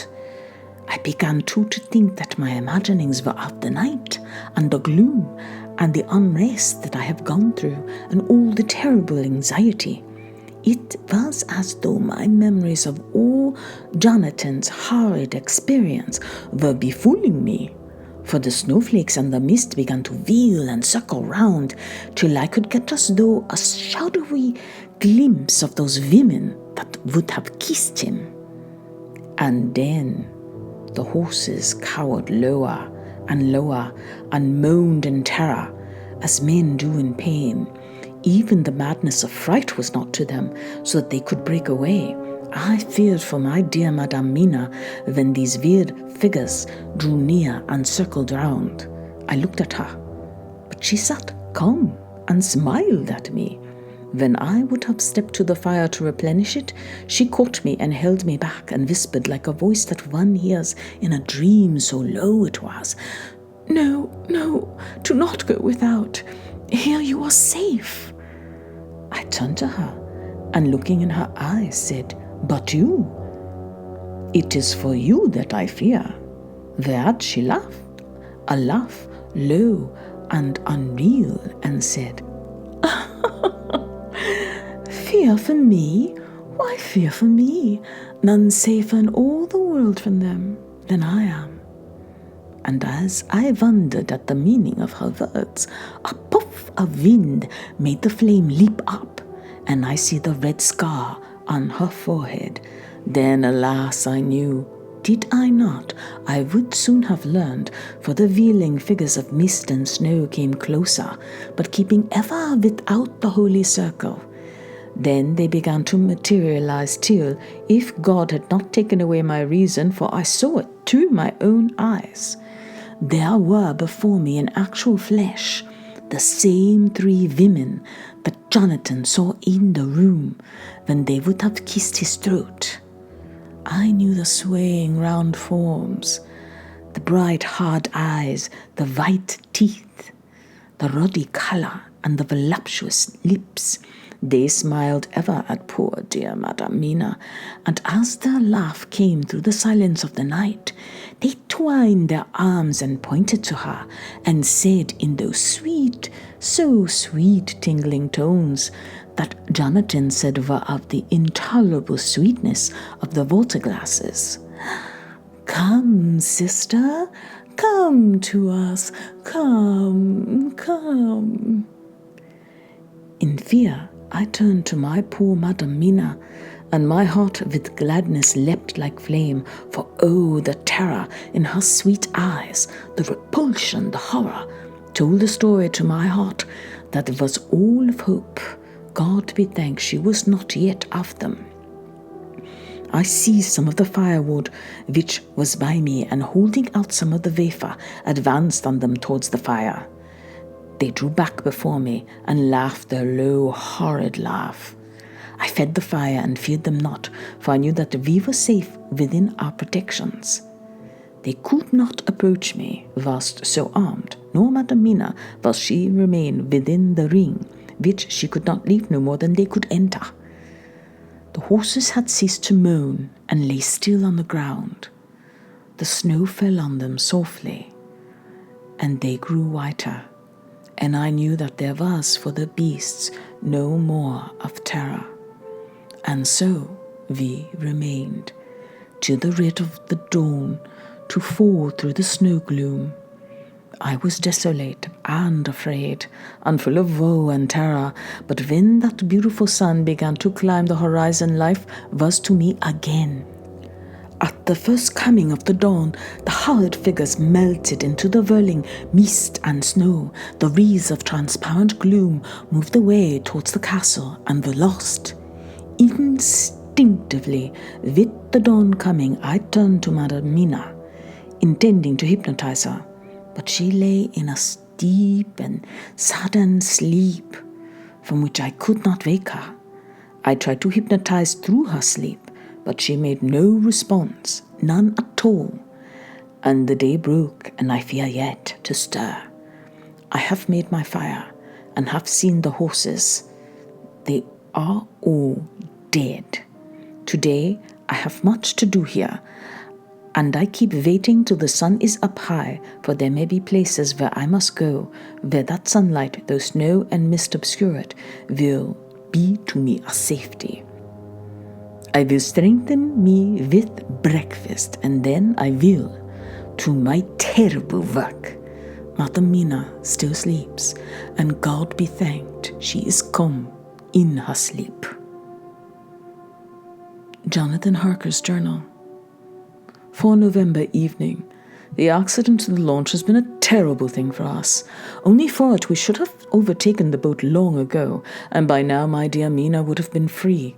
I fear to think of her off on the wolds near that horrid place. We have got horses, and we follow on the track. I note this whilst Godalming is getting ready. We have our arms. The Zigani must look out if they mean to fight. Oh, if only Morris and Seward were with us. We must only hope. If I write no more, goodbye, Mina. God bless and keep you. Dr. Seward's diary. 5 November. With the dawn we saw the body of Zigani before us dashing away from the river and their leader wagon. They surrounded it in a cluster and hurried along as though beset. The snow is falling lightly, and there is a strange excitement in the air. It may be our own feelings, but the depression is strange. Far off, I hear the howling of wolves. The snow brings them down from the mountains, and there are dangers to all of us, and from all sides. The horses are nearly ready, and we are soon off. We ride to death of someone. God alone knows who, or where, or what, or when, or how it may be. Dr. Van Helsing's memorandum. 5 November afternoon. I am at least sane. Thank God for that mercy at all events, though the proving it has been dreadful. When I left Madam Mina sleeping within the holy circle, I took my way to the castle. The blacksmith hammer which I took in the carriage from Veresti was useful. Though the doors were open, I broke them off the rusty hinges, lest some ill intent or ill chance should close them, so that being entered, I might not get out. Jonathan's bitter experience served me here. By memory of his diary, I found my way to the old chapel, for I knew that here my work lay. The air was oppressive. It seemed as if there was some sulphurous fume, which at times made me dizzy. Either there was a roaring in my ears, or I heard afar off the howl of wolves. Then I bethought me of my dear Madam Mina, and I was in terrible plight. The dilemma had left me between his horns. Her I had dare not taken to this place, but left safe from the vampire in that holy circle, and yet even there would be the wolf.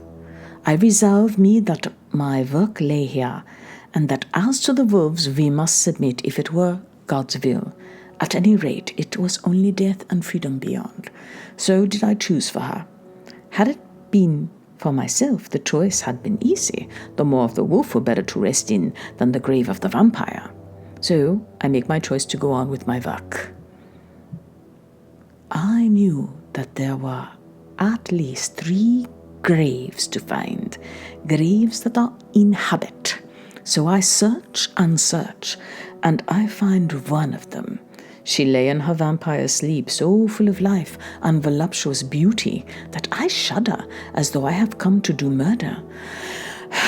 I doubt not that in old time, when such things were, many a man who set forth to do such a task as mine found at last his heart fail him, then his nerve.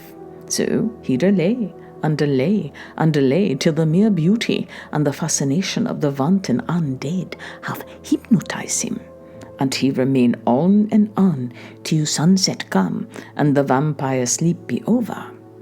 Then the beautiful eyes of the fair woman open and look love, and the voluptuous mouth present to a kiss, and man is weak, and there remain one more victim in the vampire fold, one more to swell the grim and grisly ranks of the undead. There's some fascination, surely, when I am moved by the mere presence of such an one. Even lying as she lay in a tomb fretted with age and heavy with the dust of centuries.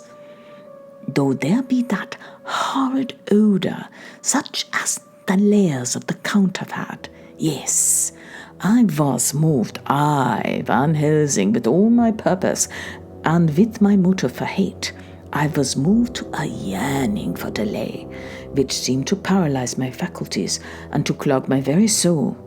It may have been that the need of natural sleep and the strange oppression of the air were beginning to overcome me. Certain was that I was lapsing into sleep, the open-eyed sleep of one who yields to a sweet fascination, when there came through the snow-stilled air a long, low wail, so full of woe and pity that it woke me like the sound of a clarion, for it was the voice of my dear Madam Mina that I heard. Then I braced myself again to my horrid task, and found by wrenching away the tomb tops one other of the sisters, the other dark one. I dared not pause to look on her as I had on her sister, lest once more I should begin to be in thrall. But I go on searching until presently I find in a high great tomb, as if made to one much beloved, that other fair sister, which, like Jonathan, I had seen to gather herself out of the atoms of the mist. She was so fair to look on, so radiantly beautiful, so exquisitely voluptuous, that the very instinct of man in me, which calls some of my sex to love and to protect one of hers, made my head whirl with new emotion. But God be thanked that the soul veil of my dear Madam Mina had not died out of my ears. And before the spell could be wrought further upon me, I had nerved myself to my viled work. By this time I had searched all the tombs in the chapel, so far as I could tell. And as there had only been 3 of these undead phantoms around us in the night, I took it that there were no more of active undead existent. There was one great tomb, more lordly than all the rest, Huge it was, and nobly proportioned. On it was but one word: Dracula. Then this was the undead home of the king vampire, to whom so many more were due. Its emptiness spoke eloquent to make certain what I knew. Before I began to restore these women to their dead selves through my awful work, I laid in Dracula's tomb some of the wafer, and so banished him from it, undead forever. Then began my terrible task, and I dreaded it. Had it been for one, it had been easy comparative, but three, to begin twice more after I had been through a deed of horror, for it was terrible with the sweet Miss Lucy. What would it not be with these strange ones, who had survived through centuries, and who have been strengthened by the passing of the years, who would, if they could, have fought for their foul lives? Oh, my friend John, but it was bitter work. Had I not been nerved by thoughts of other dead and of the living over whom hung such a pall of fear, I could not have gone on. I tremble and tremble even yet, though till all was over, God be thanked, my nerve did stand. Had I not seen the repose in the first place, and the gladness that stole over it just ere the final dissolution came as realization that the soul had been won, I could not have gone further with my butchery. I could not have endured the horrid screeching as the stake drove home, the plunging of writhing foam, and lips of bloody foam. I should have fled in terror and left my work undone. But 'tis over, and the poor souls, I can pity them now and weep as I think of them, placid each in her full sleep of death, for a short moment ere fading. For, friend John, hardly had my knife severed the head of each before the whole body began to melt away and crumble into its native dust, as though the death that should have come centuries agone had at last assert himself and say at once and loud, I am here. Before I left the castle, I so fixed its entrances that never more can the Count enter there undead. When I stepped into the circle where Madam Mina slept, she woke from her sleep, and seeing me, cried out in pain that I had endured so much. Come, she said, come away from this awful place. Let us go meet my husband, who is, I know, coming towards us. She was looking thin and pale and weak, but her eyes were pure and glowed with fervor. I was glad to see her paleness and her illness, for my mind was full of the fresh horror of that ruddy vampire sleep. And so, with trust and hope, and yet full of fear, we go eastward to meet our friends, and him whom Madam Mina tell me that she know are coming to meet us. Mina Harker's journal. 6 November. It was late in the afternoon when the professor and I took our way towards the east, whence I knew Jonathan was coming. We did not go fast, though the way was steeply downhill, for we had to take heavy rugs and wraps with us. We dared not face the possibility of being left without warmth in the cold and the snow. We had to take some of our provisions too, for we were in perfect desolation, and so far as we could see through the snowfall, there was not even the sign of habitation. When we had gone about a mile, I was tired with the heavy walking and sat down to rest. Then we looked back and saw where the clear line of Dracula's castle cut the sky, for we were so deep under the hill whereupon it was set that the angle of perspective of the Carpathian Mountains was far below it. We saw it in all its grandeur, perched 1,000 feet on the summit of a sheer precipice, and with seemingly a great gap between it and the steep of the adjacent mountain on any side. There was something wild and uncanny about the place. We could hear the distant howling of wolves. They were far off, but the sound, even though coming muffled through the deadening snowfall, was full of terror.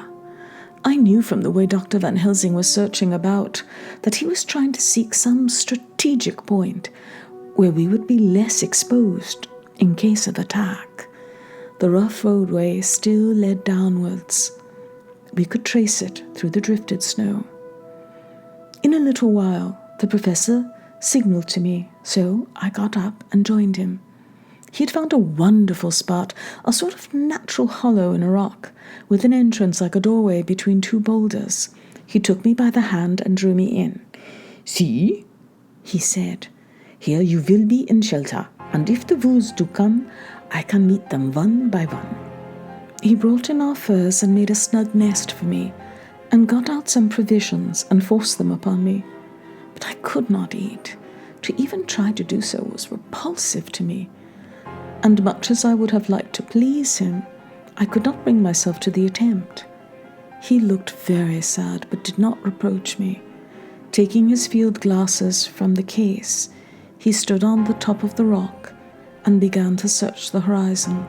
Suddenly, he called out, "Look, Madam Mina, look, look!" I sprang up and stood beside him on the rock. He handed me his glasses and pointed. The snow was now falling more heavily and swirled about fiercely, for a high wind was beginning to blow. However, there were times when there were pauses between the snow flurries, and I could see a long way round.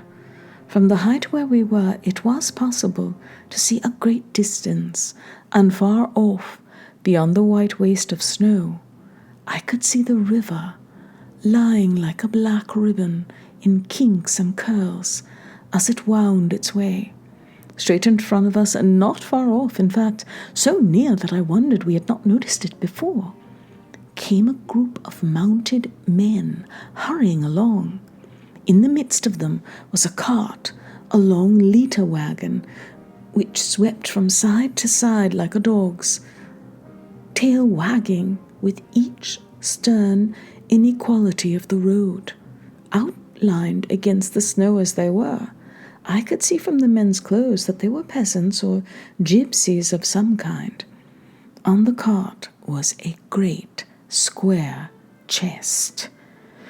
My heart leaped as I saw it, for I felt that the end was coming. The evening was now drawing close, and well I knew that at sunset the thing which was till then imprisoned there would take new freedom, and could in any of many forms elude all pursuit. In fear I turned to the professor. To my consternation, however, he was not there. An instant later I saw him below me. Round the rock he had drawn a circle, such as we had found shelter in last night. When he had completed it, he stood beside me again, saying, "At least you shall be safe here from him." He took the glasses from me, and at the next lull of the snow, swept the whole space below us. "See," he said, "they come quickly. They are flogging the horses and galloping as far as hard as they can." He paused and went on in a hollow voice. "They are racing for the sunset. We may be too late. God's will be done." Down came another blinding rush of driving snow, and the whole landscape was blotted out. It soon passed, however, and once more his glasses were fixed on the plain. Then came a sudden cry. "Look, look, look! See! 2 horsemen follow fast, coming up from the south. It must be Quincy and John. Take the glass. Look, before the snow blots it all out." I took it and looked. The 2 men might be Dr. Seward and Mr. Morris. I knew at all events that neither of them was Jonathan. At the same time, I knew that Jonathan was not far off.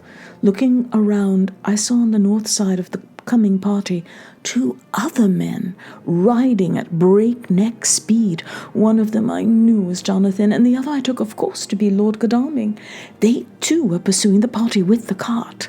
When I told the professor, he shouted in glee like a schoolboy, and after looking intently till the snowfall made sight impossible, he laid his Winchester rifle ready for use against the boulder at the opening of our shelter. "They are all converging," he said. "When the time comes, we shall have gypsies on all sides." I got out my revolver ready to hand, for whilst we were speaking, the howling of wolves came louder and closer. When the snowstorm abated a moment, we looked again. It was strange to see the snow falling in such heavy flakes close to us, and beyond, the sun shining more and more brightly as it sank down towards the far mountain tops. Sweeping the glass all around us, I could see here and there dots moving singly and in 2s and 3s and larger numbers. The wolves were gathering for their prey. Every instant seemed an age whilst we waited. The wind came now in fierce bursts, and the snow was driven with fury as it swept upon us in circling eddies. At times we could not see an arm's length before us, but at others, as the hollow-sounding wind swept by us, it seemed to clear the airspace around us, so that we could see afar off. We had of late been so accustomed to watch for sunrise and sunset that we knew with fair accuracy when it would be, and we knew that before long the sun would set. It was hard to believe that by our watches it was less than an hour that we waited in that rocky shelter before the various bodies began to converge close upon us. The wind came now with fiercer and more bitter sweeps, and more steadily from the north. It seemingly had driven the snow clouds from us, for with only occasional bursts the snow fell. We could distinguish clearly the individuals of each party, the pursued and the pursuers. Strangely enough, those pursued did not seem to realize, or at least to care, that they were being pursued. They seemed, however, to hasten with redoubled speed as the sun dropped lower and lower on the mountain tops. Closer and closer they drew. The professor and I crouched down behind our rock and held our weapons ready. I could see that he was determined that they should not pass. One and all were quite unaware of our presence. All at once, 2 voices shouted out to, "Halt!" One was my Jonathan's, raised in a high key of passion. The other, Mr. Morris's strong, resolute tone of quiet command. The gypsies may not have known the language, but there was no mistaking the tone in whatever tongue the words were spoken. Instinctively they reined in, and at the instant Lord Godalming and Jonathan dashed up on one side, and Dr. Seward and Mr. Morris on the other. The leader of the gypsies, a splendid-looking fellow who sat his horse like a centaur, waved them back, and in a fierce voice gave to his companions some word to proceed. They lashed the horses, which sprang forward, but the 4 men raised their Winchester rifles and in an unmistakable way commanded them to stop. At the same moment, Dr. Van Helsing and I rose behind the rock and pointed our weapons at them. Seeing that they were surrounded, the men tightened their reins and drew up. The leader turned to them and gave a word at which every man of the gypsy party drew what weapon he carried, knife or pistol, and held himself in readiness to attack. Issue was joined in an instant. The leader, with a quick movement of his rein, threw his horse out in front, and pointing first to the sun, now close down on the hilltops, and then to the castle, said something which I did not understand. For answer, all 4 men of our party threw themselves from their horses and dashed towards the cart. I should have felt terrible fear at seeing Jonathan in such danger, but the ardour of battle must have been upon me as well as the rest of them. I felt no fear, but only a wild, surging desire to do something. Seeing the quick movement of our parties, the leader of the gypsies gave a command. His men instantly formed round the cart in a sort of undisciplined endeavour, each one shouldering and pushing the other in his eagerness to carry out the order. In the midst of this, I could see that Jonathan, on one side of the ring of the men, and Quincy, on the other, were forcing a way to the cart, It was evident they were bent on finishing their task before the sun should set. Nothing seemed to stop or even to hinder them. Neither the levelled weapons nor the flashing knives of the gypsies in front, nor the howling of the wolves behind, appeared to even attract their attention. Jonathan's impetuosity and the manifest singleness of his purpose seemed to overawe those in front of him. Instinctively they cowered aside and let him pass. In an instant he had jumped upon the cart with a strength which seemed incredible, raised the great box and flung it over the wheel to the ground. In the meantime, Mr. Morris had had to use force to pass through his side of the ring of Zingani. All the time I had been breathlessly watching Jonathan, I had, with the tail of my eye, seen him pressing desperately forward, and had seen the knives of the gypsy flash as he won a way through them, and they cut at him. He had parried with his great bowie knife, and at first I thought that he too had come through in safety, but as he sprang beside Jonathan, who had by now jumped from the cart, I could see that with his left hand he was clutching at his side, and that the blood was spurting through his fingers. He did not delay, notwithstanding this, for as Jonathan, with desperate energy, attacked one end of the chest, attempting to prise off the lid with his great kukri knife, he attacked the other frantically with his bowie. Under the efforts of both men, the lid began to yield. The nails drew with a quick screeching sound, and the top of the box was thrown back. By this time, the gypsies, seeing themselves covered by the Winchesters and at the mercy of Lord Godalming and Dr. Seward, had given in and made no resistance. The sun was almost down on the mountain tops, and the shadows of the whole group fell long upon the snow. I saw the Count lying within the box upon the earth, some of which the rude falling from the cart had scattered over him. He was deathly pale, just like a waxen image, and the red eyes glared with the horrible vindictive look which I knew too well. As I looked, the eyes saw the sinking sun, and the look of hate in them turned to triumph. But on the instant came the sweep and flash of Jonathan's great knife. I shrieked as I saw it shear through the throat, whilst at the same moment Mr. Morris's bowie knife plunged into the heart. It was like a miracle.